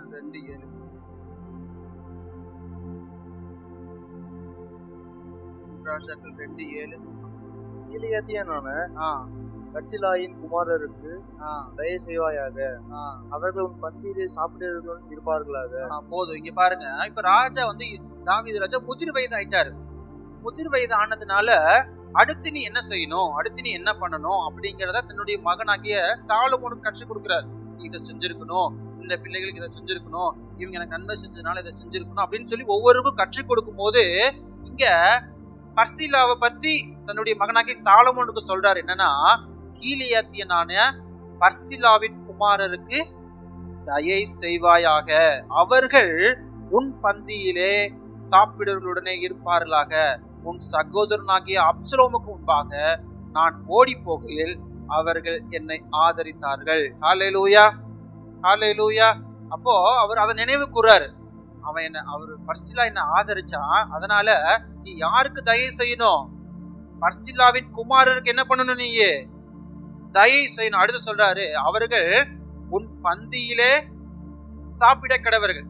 நீங்க நினைச்சு பாருங்களேன், இவ்வளோ பெரிய தாவீதுக்கு இவ்வளோ நன்மைகளை செஞ்ச பர்சிலாவுடைய வாழ்க்கையில எவ்வளவு உயர்வு பாருங்களேன். தாவீதுக்கு பர்சிலாவுடைய குமாரருக்கு நன்மை கிடைக்குது. அவர்கள் யாரோடு உட்கார்ந்து சாப்பிடுறாங்க? இப்போ சாலமோன் அப்படிங்கிற ராஜாவோடு உட்கார்ந்து சாப்பிடும்படியான பாக்கியம் யாருக்கு கிடைக்குது? பர்சிலாவின் குமாருக்கு கிடைக்குது. இப்போ இத நம்ம பார்த்தோம். இப்போ ராஜாவுக்கு நன்மை செஞ்சதுனால பர்சிலாவின் குமாரருக்கு தயை கிடைச்சது. 2வது, உயர்ந்த இடத்துல அமர்ந்து சாப்பிடும்படியான பாக்கியம் பர்சிலாவின் குமாருக்கு கிடைச்சது. இதே ராஜாவுக்கு தீமை செஞ்ச இந்த சீமையுடைய வாழ்க்கையில நடந்ததை பார்க்கலாம். அதே 1 ராஜாக்கள் 2வது அதிகாரம் 8வது வசனத்துல 9வது வசனம் சொல்லுது. அதை நீங்க வாசிக்க வேண்டாம். 9வது வசனம் கடைசி மட்டும் சொல்லுது. இந்த 8வது வசனம் 2வது அதிகாரம் 8வது வசனத்தை வாசிச்சுட்டு அப்புறம் பார்க்கலாம். 8வது வசனம் வாசிங்க. மேலும் பகுரிம் ஊரானாகிய பென்யமீனாகிய கேராவின் மகன் சீமேயோ உன்னிடத்தில் இருக்கிறான். நான் மக்னாயிமுக்கு போகிற நாளிலே அவன் என்னை கொடிய தூஷணமாய் தூஷித்தான். ஆனாலும் அவன் யோர்தானிலே எனக்கு எதிர்கொண்டு போதும். அடுத்து 9வது அதிகாரம் கடைசியில சொல்லுது, நீ அவனுக்கு செய்ய வேண்டியதை அறிவாய் என்றாய். அவன் என்ன எப்படி தூஷிச்சான்? கொடிய தூஷணமாய் தூஷிச்சான் அப்படின்னு யார்கிட்ட சொல்றாரு? தன்னுடைய மகனாகிய சாலமோன்கிட்ட சொல்றாரு. நீ அவனுக்கு செய்ய வேண்டியதை, நீ அவனுக்கு என்ன செய்யணுமோ அதை உன் பிரகாரம் செஞ்சிரு அப்படின்னு சொல்லிட்டு அதே 1 ராஜாக்கள் 2வது அதிகாரம் 46ல வாசிச்சோம்னா 44 சொல்லுது. பின்னும் அதே 1 ராஜாக்கள் 2:44 சொல்லுது. பின்னும் ராஜா சீமையை பார்த்து, நீ என் தகப்பனாகிய தாவீதுக்கு செய்ததும் உன் மனதுக்கு தெரிந்திருக்கிறதுமான எல்லா பொல்லாப்பையும் அறிந்திருக்கிறாய். ஆகையால் கர்த்தர் உன் பொல்லாப்பை உன் தலையின் மேல் திரும்ப பண்ணினார். 46 வாசிக்கிறேன். ராஜா யோய்தாவின் குமாரனாகிய பெனாயாவுக்கு கட்டளை கொடுத்தான். அவன் வெளியே போய் அவன் மேல் விழுந்து அவனை கொன்று போட்டான். என்ன சொல்லுது? சீமைக்கு நேர்ந்த நிலைமை என்ன? மரணம். இப்போ நாம் நம்முடைய ஊழியருக்கு நம்ம நன்மை செஞ்சோன்னு வைங்களேன், கர்த்தர் நம்மையும் நம்முடைய பிள்ளைகளையும் ராஜாக்களோடு அமரும்படி செய்வார். நமக்கு தேவன் தயை செய்வார். அதுவே அவருக்கு நம்ம தீமை செஞ்சேன்னு வையேன், அது முடிவு என்ன? முடிவு என்ன? முடிவு என்னன்னு தெரியுமா உங்களுக்கு? வசனம் சொல்லுது, அவன் மேல் விழுந்து கொன்று போட்டான். அப்போ நீங்க உங்களுடைய ஊழியருக்கு நீங்க தீமை செஞ்சீங்கன்னா அதை நீங்க மன்னிப்பு கேட்டுருங்க. அப்பா என்ன மன்னிச்சிருங்க, நான் தெரியாம ஒரு வேலை செஞ்சிருக்கலாம் அப்படின்னு சொல்லி நீங்க மன்னிப்பு கேட்டீங்கன்னா கூட கர்த்தர் உங்களுக்கு தயவு செய்வார். ஆனா நீங்க துணிகரமா நீங்க இந்த சீமையை போல நீங்க செஞ்சீங்கன்னா அதனுடைய முடிவு சொல்லுது, அவன் கொன்று போடப்பட்டான், செத்துட்டான். சென்னையில ஒரு ஒரு ஊழியர் இருக்காரு, அவர் இப்ப இறந்துட்டாரு. அவருடைய செய்தி கூட தாமஸ் ராஜ், அவரை பத்தி நீங்க கேள்விப்பட்டிருப்பீங்க. அவருடைய ஆரம்ப நாட்களில அவருடைய ஊழியத்துல நிறைய போராட்டங்கள் வந்துச்சு. அப்போ அவரை பத்தி நிறைய பேர் அவருடைய பெற்றோர் என்ன பண்ண ஒரு சில கூட்டமா சேர்ந்து என்ன பண்றாங்கன்னா நிறைய தூஷணமான வார்த்தைகளை சொல்லி ஒரு ரொம்ப மனவடிவாக்குனாங்க. ஆனா அவருடைய வாழ்க்கையை பற்றி பார்க்கும்போது அவருக்கு போடுறதுக்கான அவருடைய ட்ரெஸ்ஸே அவருக்கு நிறைய இருக்காதான். ஆனா அவ்வளவு கஷ்டப்பட்டு ஊழியர் செஞ்சு ஊழியத்துல இருந்து வர பணத்தை ஒரு ரூபா கூட தன்னுடைய குடும்பத்துக்காக எடுத்துக்க மாட்டாராம். எல்லா பணத்தையும் ஊழியத்துக்காகவே செலவு செஞ்சாராம். ஆனா அவ்வளவு செலவு செஞ்சாலும் அவருக்கு விரோதமா நிறைய பேர் தூஷணமான வார்த்தைகளை சொல்லி என்ன பண்ணாங்கன்னா அவர்களை தூஷிச்சாங்களாம். ஆனா அதனுடைய முடிவு என்ன தெரியுமா? யாரெல்லாம் இந்த தேவ மனுஷனை தூஷிச்சாங்களோ அவருடைய பிள்ளைகள் எல்லாம் அவர் ரொம்ப வேதனைப்பட்டு சொல்றாரு. அழுதுட்டே அந்த காட்சியில சொன்னாரு, நான் அவங்கள பாக்குறேன், அவங்கள ரோட்ல பைத்தியமா சுத்திட்டு திரியுறாங்க அப்படின்னு சொல்லி சொன்னாரு. நம்ம நினைக்கிறோம் இவங்க சாதாரண மனுஷன் தானே, உங்களுக்கு என்ன ஆயிரப்போகுது அப்படின்னு சொல்லி நீங்க நினைச்சு ஒருவேளை உங்க ஊழியருக்கு நீங்க தீமை செஞ்சிருந்தா அது இதுக்கே தேவனிடத்துல ஒப்பு கொடுத்து நீங்க மனம் திரும்பிடும். இல்ல அப்படின்னா தேவன் உங்களை தண்டிக்கிறாரோ இல்லையோ, உங்க பிள்ளைகளுடைய நிலைமை என்னன்னா உங்க கண்ணு பார்க்கவே அவன் ரோட்ல பைத்தியமா சுத்துவான். யாருடைய மகன்னு கேட்டா இவங்கதான் இவங்க அப்பா அப்படிங்கிற அவன் எல்லாம் உங்களுக்கு வரக்கூடாதுன்னா இந்த சீமையை போல தேவனுடைய ஊழியருக்கு விரோதமா நம்ம எழுப்பி விடக்கூடாது. ஹல்லேலூயா, ஹல்லேலூயா. நீங்க பர்சிலாவை போல நீங்க நன்மை செஞ்சீங்கன்னா தேவன் உங்களுக்கு நிச்சயமாய் நன்மை செஞ்சு உங்களை உயர்ந்த இடத்துல கொண்டு போய் வைப்பார். ஹல்லேலூயா, ஹல்லேலூயா, ஹல்லேலூயா. அப்ப நீங்க பர்சிலாவை போல தேவனுடைய ஊழியருக்கு நீங்க நன்மை செய்யுங்க. முதலாவது பார்த்தோம், தேவனுடைய ஆலயத்துக்கு நீங்க நன்மை செய்யுங்க. இரண்டாவது ஆமென், உங்கள் ஊழியருக்கு நீங்க நன்மை செய்யுங்க. மூன்றாவதாக, நான் வேகமாய் போகிறேன், மூன்றாவதாக உங்கள் குடும்பத்துக்கு நீங்க நன்மை செய்யணும். என்ன செய்யணும்? குடும்பத்துக்கு நன்மை செய்யணும். சில பேர்த்த கேட்டா எதுக்கு அவங்க இருக்கிறாங்கன்னே தெரியலைங்க, என்ன சொன்னாலும் கேட்க மாட்டேங்கிறாங்க, என்ன சொன்னாலும் பிரயோஜனம் இல்லை. அப்படி நம்ம இருக்கக்கூடாது. புரியுதா? அப்போ நம்ம குடும்பத்துக்கு நம்ம நன்மை செய்யும், குடும்பத்துக்கு நம்ம நன்மை செய்கிறது. நம்ம யோசேப்பை பத்தி நமக்கு நல்லா தெரியும். யோசேப்பு யாரு அப்படின்னு கேட்டா நீங்க நிறைய சொல்லுவீங்க, நிறைய கதை நமக்கு தெரியும். இப்ப யோசேப்பை பத்தி நான் உங்களுக்கு சொல்ற கவனிங்க. ஆதியாகமத்துல அதை பத்தி இருக்குது, நீங்க பைபிள்ல எதுவும் பார்க்க வேண்டாம், என்ன கவனிங்க. இப்ப யோசேப்பு என்ன பண்றாருன்னா அவருடைய சிறு வயதா இருக்கும் போது யோசேப்பு கொண்டு போய் அவங்க அண்ணன்களே எங்க போட்டாங்க? இப்போ குழியில போட்டாங்க. இந்த குழியில போட்ட இந்த யோசேப்பை 20 வெள்ளி காசுக்கும் வித்துட்டாங்க. இந்த யோசேப்பு போத்திபாருடைய கையில மாட்டிட்டு அவங்க என்ன பண்றாருன்னா சிக்கி தவிச்சிட்டு இருக்காரு. இப்ப போத்திபார் கையில இருந்து உயர்த்தப்பட்டாலும் அவருடைய மனைவி என்ன பண்ணிட்டாங்க? மனைவி செஞ்ச தப்புனால மீண்டுமா சிறைச்சாலையில தள்ளப்பட்டாங்க. சிறைச்சாலையில தள்ளப்பட்ட இந்த யோசேப்பு ராஜாவுடைய கனவுக்கு அர்த்தம் சொன்னதுனால மீண்டுமாய் இவர் ராஜாவின் நிலையில உயர்த்தப்படுறாரு. இப்போ யோசேப்பு யார் அப்படின்னா இந்த எகிப்து தேசம் முழுவதற்கும் ராஜா, அதிபதி. இப்போ இப்படி உயர்த்தப்பட்ட இந்த அதிபதி என்ன பண்றாருன்னா இப்போ அந்த நாட்டுக்கு பஞ்சம் வந்ததுனால இப்போ எல்லாரும் என்ன பண்றாங்கன்னா இப்ப யோசேப்பிட்ட வந்து தானியம் வாங்குறாங்க, உணவு பொருட்களை வாங்குறாங்க. அப்போ ராஜா இந்த யோசேப்பு தான் இந்த நாட்டுக்கு ராஜா அப்படின்னு தெரியாததுனால அவங்களுடைய சகோதரரும் இப்ப எங்க வந்திருக்காங்க அப்படின்னா அரண்மனைக்கு வந்து எங்களுக்கு உணவு கொடுங்க அப்படின்னு சொல்லி கேட்டாங்க. ஆனா யோசேப்பு நம்மள மாதிரி இருந்திருந்தாருன்னா என்ன பண்ணிருப்பாங்க? முதல்ல அவனை பிடிச்சி ஜெயில போடுறா. என்ன பண்ணான்னு தெரியுமா? 10 வருஷத்துக்கு முன்னாடி கணக்கு போட்டு இத்தனை கொடுமை பண்ணான்னு லிஸ்ட் போட்டு வாங்கியிருப்போம். ஆனா அந்த யோசேப்பு என்ன பண்ணாரு தெரியுமா? தன்னுடைய சகோதரர்கள் எவ்வளவு தீமை செஞ்சாலும் யோசேப்பு என்ன தெரியுமா பண்ணாரு? அவர் தன்னுடைய அண்ணன்களுக்கு தேவையான உணவு பொருட்களையும் கொடுத்து அனுப்பினாரு. தன்னுடைய அப்பாவையும் பஞ்சத்துல அழிஞ்சு போகாதபடி காப்பாற்றும்படி அவர் எகிப்துக்கு கொண்டு வந்தார். புரியுதா உங்களுக்கு? அப்போ இந்த யோசேப்பை போல நம்ம குடும்பத்தை காப்பாற்றுறவங்களா, குடும்பத்துக்கு நன்மை செய்யறவங்களா இருக்கணும். ஒருவேளை குடும்பத்தில் இருக்கிறவங்க நம்மளை புரிஞ்சுக்காம, நம்மளை ஏற்றுக்கொள்ளாம, நம்ம சொல்லுகிறது புரிந்துக்காம தீமை செய்யலாம், தீமையானவைகளை யோசிக்கலாம், நமக்கு கெடுதல் செய்யலாம். ஆனா யோசேப்பு போல தேவன் நம்மை எங்கெங்கெல்லாம் கொண்டு போகிறாரோ அங்கெல்லாம் யோசேப்பு போல நம்ம அமைதியா காத்திருந்தோம் வைங்களேன், கர்த்தர் நம்மை ஒரு நாள் பயன்படுத்துவார். பயன்படுத்தும் பொழுது நம்ம எப்படி இருக்கும், நம்ம குடும்பத்துக்கு நன்மை செய்யணும். அதே நீங்க ஆதியாகமம் 50:19-20 வாசிச்சீங்கன்னா அந்த வசனம் சொல்லுது, தேவன் 19 ஆதியாகமம் 50 அது ஒண்ணு மட்டும் வாசிக்கலாமா? ஆதியாகமம் 50:19-20 வாசிங்க. யோசேப்பு அவர்களை நோக்கி, பயப்படாதிருங்கள், நான் தேவனா, நீங்கள் எனக்கு தீமை செய்ய நினைத்தீர்கள். தேவனோ இப்பொழுது நடந்து வருகிறபடியே வெகு ஜனங்களை உயிரோட காக்கும்படிக்கு அதை நன்மையாக முடிய பண்ணினார். ஹல்லேலூயா. அப்போ இந்த யோசேப்பை போல நம்ம கூட இருக்கிறவங்க நமக்கு தீமை செய்யலாம். ஆனா யோசேப்பு போல நம்ம காத்திருந்தோம்னா நம்ம குடும்பத்துக்கு நம்ம நன்மை செய்யலாம், நம்ம மாற முடியும். ஹல்லேலூயா, ஹல்லேலூயா. அப்போ நம்ம நன்மை செய்யணும், நம்முடைய ஊழியருக்கு ஆலயத்துக்கு செய்யணும், ஊழியத்துக்கு செய்யணும், நம்ம குடும்பத்துக்கு செய்யணும். மனைவிகளை பார்த்து கேட்டா தெரியும், உங்க கணவர் உங்களுக்கு பிரயோஜனமா இருக்காரா, உங்க கணவர் உங்களுக்கு ஊழியம் செய்யறாரா அப்படின்னு கேட்டா என்ன சொல்லுவாங்க? என்னங்க சொன்னா ஒண்ணுமே கேட்க மாட்டேங்கிறாரு அப்படிப்பாங்களா? சொல்லுங்களேன், ஆட்கள் மாதிரி நீங்க சொல்லுங்க. உங்க மனைவி இடத்துல நான் போய் கேட்கிறேன்னு வைங்களேன், உங்க கணவர் உங்களுக்கு நன்மை செய்யறாரா அப்படின்னு கேட்டா என்ன சொல்லுவாங்க?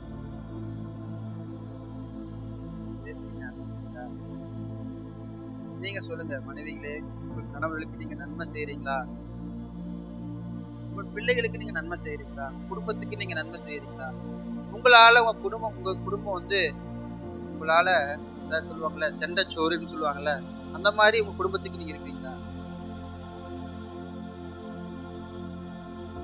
உங்களால உங்க குடும்பம் நன்மை அனுபவிக்க வேண்டும். ஹல்லேலூயா, ஹல்லேலூயா. ஆமென். நாம் மூன்றாவதாக நம்முடைய குடும்பத்துக்கு நான் நன்மை செய்ய வேண்டும். நான்காவதாக ஏழை எளிய ஜனங்களுக்கு நம்ம என்ன செய்யணும்? நன்மை செய்யணும். யாருக்கு? ஏழை எளிய ஜனங்களுக்கு நன்மை செய்யணும். நாங்க ஒரு கேள்வி கேட்கிறேன், எத்தனை பேர் இடத்துல வந்து எனக்கு பசிக்குது, எனக்கு 5 ரூபா 10 ரூபா கொடுங்கன்னு கேட்ட எத்தனை பேருக்கு நீங்க காசு கொடுத்துருக்கீங்க, உதவி செஞ்சிருக்கீங்க?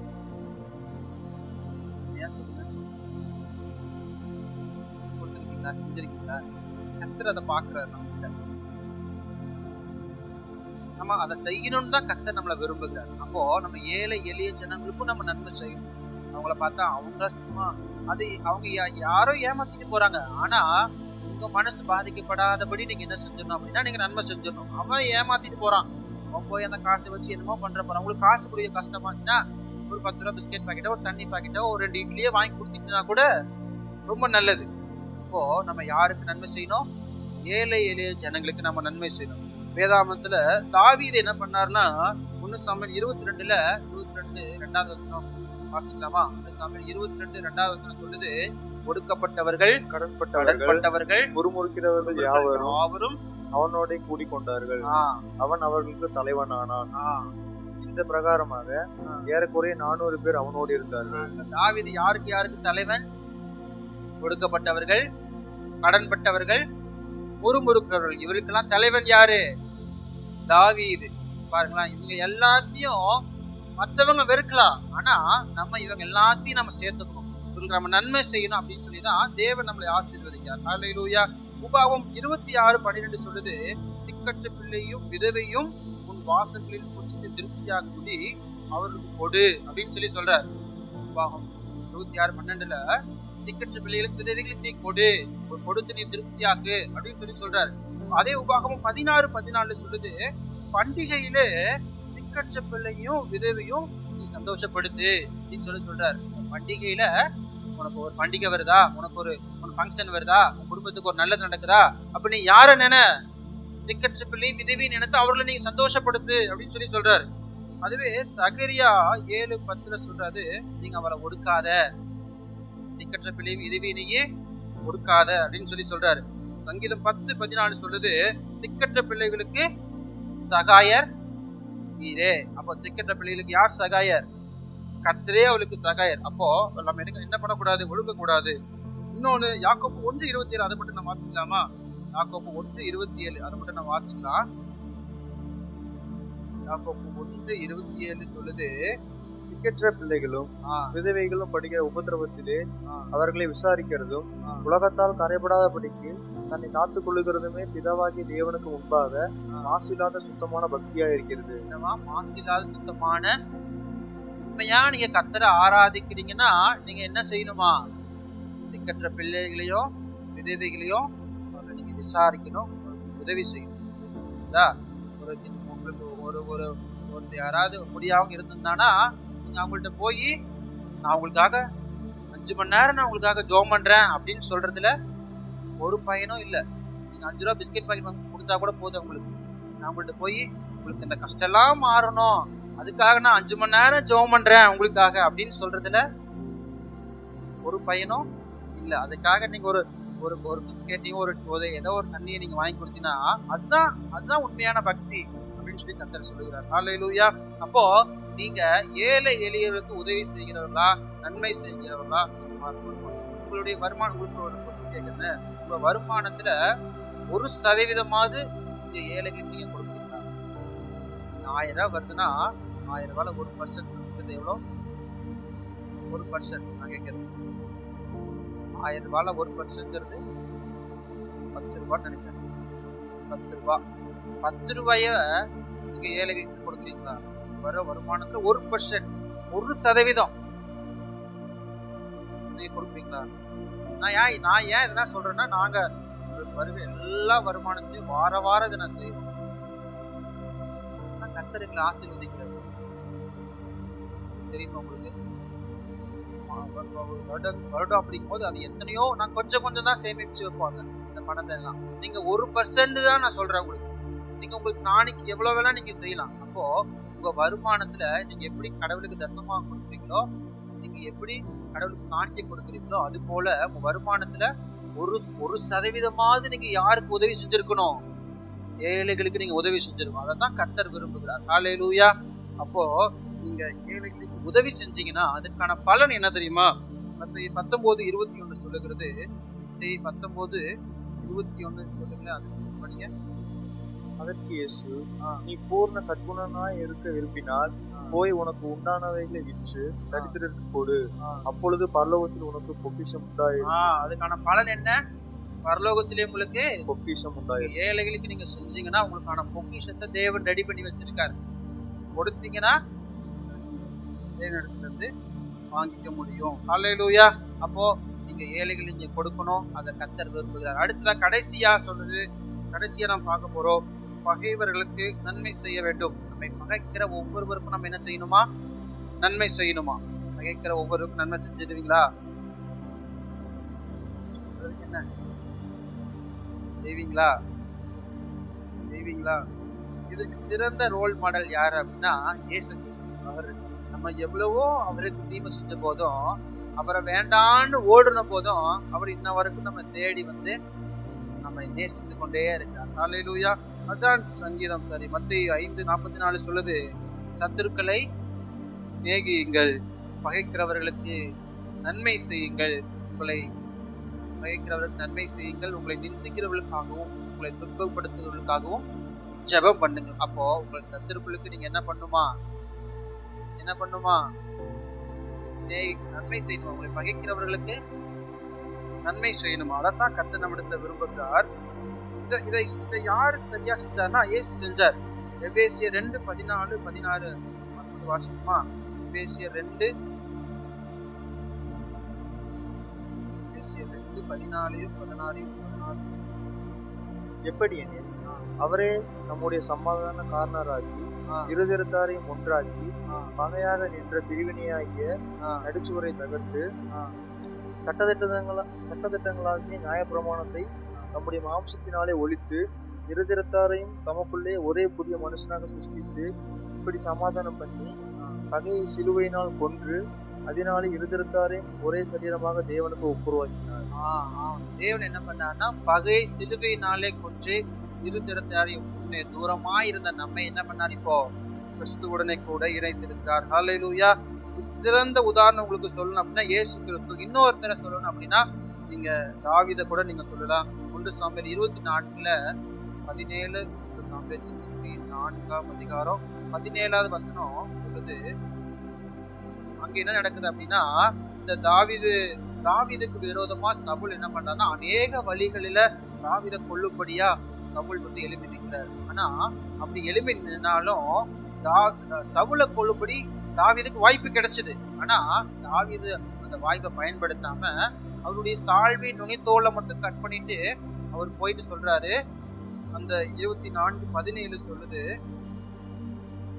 தாவீதை பார்த்து, நீ என்னை பார்க்கும் நீதிமான், நீ எனக்கு நன்மை செய்தாய், நானும் உனக்கு தீமை செய்தேன். இப்படி எவ்வளவோ விதமான தீமைகளை சவுல் தாவீதுக்கு செஞ்சிருந்தாலும் தாவீது அவர் கைமாற என்ன செய்யறாருன்னா, நீ எனக்கு நன்மை செய்தாய். ஹல்லேலூயா. அப்போ நாமும் நம்முடைய எல்லாருக்காகவும் நம்முடைய பகைஞருக்காக நாம் நன்மை செய்ய வேண்டும். ஹல்லேலூயா. நம்ம முதலாவது பார்த்தோம் யாருக்கு ஃபர்ஸ்ட் நன்மை செய்யணும்? ஆலயத்திற்கு. 2வது ஊழியருக்கு. 3வது குடும்பத்துக்கு நாம் நன்மை செய்யணும். 4வது ஏழை எளியோருக்கு நன்மை செய்யணும். 5வது நம் பகைக்கிறவர்களுக்கு நாம் நன்மை செய்யணும். ஓகேவா? நன்மை செய்யறதுனால நமக்கு என்ன பலன் வரும்? நன்மை செய்யன்னு சொல்றீங்களே, நன்மை செய்யறதுனால என்ன பலனுங்க வரும் அப்படின்னு நீங்க கேட்டீங்கன்னா, ஆதியாகமம் 4:7 சொல்லுது, நன்மை செய்வதால் மேன்மை இல்லையோ? அப்ப நன்மை செஞ்சா உங்களுக்கு மேன்மை வரும். நன்மை செஞ்சா உங்களுக்கு என்ன வரும்? நீங்க ஆலயத்துக்கு செஞ்சாலும் சரி, ஊழியருக்கு செஞ்சாலும் சரி, உங்க குடும்பத்துக்கு செஞ்சாலும் சரி, ஏழை எளியோருக்கு செஞ்சாலும் சரி, நீங்க யாருக்கு செஞ்சாலும் நன்மை செஞ்சீங்கன்னா உங்களுக்கு மேன்மை வரும். 2வது 3 யோவான் 11 சொல்லுகிறது, நன்மை செய்கிறவன் தேவனால் உண்டாயிருக்கிறான். அப்போ நீங்க தேவனால் உண்டானவர்கள் என்றால் நீங்கள் நன்மை செய்ய வேண்டும். அப்போ நம்ம தேவனால் உண்டாக்கப்பட்டவர்கள் என்றால் நம்ம என்ன செய்யணும்? நன்மை செய்யணும். அப்படி நாம் எழுந்திருக்கலாமா? நம் ஜோமன்லாம் எழுந்திருந்து கத்திருந்த வார்த்தைகள் மூலியமா நம்மோட இறைவன் கண்களை மூடி, இன்றைக்கு நான் என்ன ஒப்பு கொடுக்குறோம்ப்பா, என்னுடைய ஆலயத்துக்கு நான் நன்மை செய்கிறேன், நான் மாற்றுகிறேன். என்னுடைய பணம் பதவி எல்லாம் நான் விட்டுட்டு என்னுடைய தேவனுடைய ஆலயத்துக்கு நன்மை செய்கிறவனாய் தேவனே நீங்க என்னை மாற்றி அருளுங்க. 2வது நாங்கள் பார்த்ததின்படியே ஊழியருக்கு நாங்க நன்மை செய்யணும்ப்பா. ஒருவேளை சீமையை போல நாங்க எங்க ஊழியருக்கு நாங்க தீமை செஞ்சிருந்தாலும், கபடாய் அவர்களுக்கு விதமா பேசியிருந்தாலும் இன்றைக்கு அதை நாங்க ஒப்பு கொடுக்குறோம்ப்பா. இன்றைக்கு அதை உங்களுடைய இடத்துல ஒப்பு கொடுக்குற ஆண்டவரே, நாங்க பர்சிலாவை போல நன்மை செய்யணும் ஆண்டவரே. எங்கள் ஊழியருக்கு எங்கள் நன்மை செய்கிறவளா நீங்க மாற்றுங்கப்பா. நீங்க ஜெபம் பண்ணுங்க. அடுத்து குடும்பத்துக்கு நன்மை செய்கிறோம்னா என்னை மாற்றுங்க ஆண்டவரே. குடும்பத்துக்கு நன்மை செய்கிறோம்னா நீங்க மாற்றுங்க ஆண்டவரே. அடுத்து நம்மை பகைக்கிறவர்களுக்கு நன்மை செய்கிறவர்களை மாற்றுங்க ஆண்டவரே. ஏழை எளியருக்கு நன்மை செய்கிறவர்களை மாற்றுங்க ஆண்டவரே. எங்களோடு நீங்க இடைபடுங்கப்பா. இந்த வார்த்தையை கேட்டு ஒவ்வொரு பிள்ளைகளுக்கும் நீங்க உதவி செய்யுங்க. அவள் நீங்க நன்மை செய்கிறவர்களை இங்க மாற்றுங்க ஆண்டவரே. நன்மை செய்ய வேண்டும் என்ற விருப்பம் என்னிடத்தில் உண்டு, ஆனா நன்மை செய்வதோ என்னிடத்தில் இல்லை என்று அவள் சொன்னது போல அந்த விருப்பத்தையும் வாஞ்சையை நீர் கொடுங்க. அதற்கான கிரியைகளையும் அவர்கள் செய்ய தேவையான பலனை கொடுங்க நன்மை செய்து அதற்கான பலனை பெற்றுக்கொள்ளட்டும் நாங்கள் வேதத்துல வாசித்ததின்படியே நன்மை செய்தால் மேன்மை உண்டு ராஜா. அதை இப்படி பிள்ளைகள் பெற்றுக்கொள்ளட்டும் நன்மை செய்கிறவன் தேவனால் உண்டாயிருக்கான் என்று சொல்றதன்படியே நன்மை செய்து அவர்கள் உம்மிடத்திலிருந்து ஆசீர்வாதத்தை பெற்றுக்கொள்ளட்டும் ஆண்டவரே. இது அவளுக்கு உதவி செய்ய வேண்டும் நாங்கள் ஜெபிக்கிறோம். இந்த வார்த்தையை கேட்ட ஒவ்வொருவரையும் நீங்க ஆசீர்வதிங்க. ஒவ்வொருவரோடு நீங்க இடைபடுங்க அவர்களுக்கு ஏதாவது இன்றைக்கு பிரச்சனைகளோடு பாடுகளோடு வந்திருந்தா நீங்க ஒவ்வொருவருக்கும் நீங்க நன்மை செய்ய வேண்டும் நாங்கள் ஜெபிக்கிறோம். பிள்ளையுடைய கவலைகள் எல்லாவற்றையும் நீங்க மாற்றி போடுங்க. இந்த 7வது மாதத்தின் இறுதி வாரத்துல பிள்ளைகளை கொண்டு வந்தீங்க, நன்றி தொடர்ந்து பிள்ளைகளுடைய வாழ்க்கையை நீங்க நடத்துங்க. இந்த வாரம் முழுவதும் நல்ல வேலை வாய்ப்பை கொடுங்க ஆண்டவரே. கடன் பிரச்சனையெல்லாம் மாற்றி போடுங்க தேவைகளை சந்தித்து நீங்க அற்புதமாய் நீங்க நடத்த வேண்டும் நாங்கள் ஜெபிக்கிறோம்.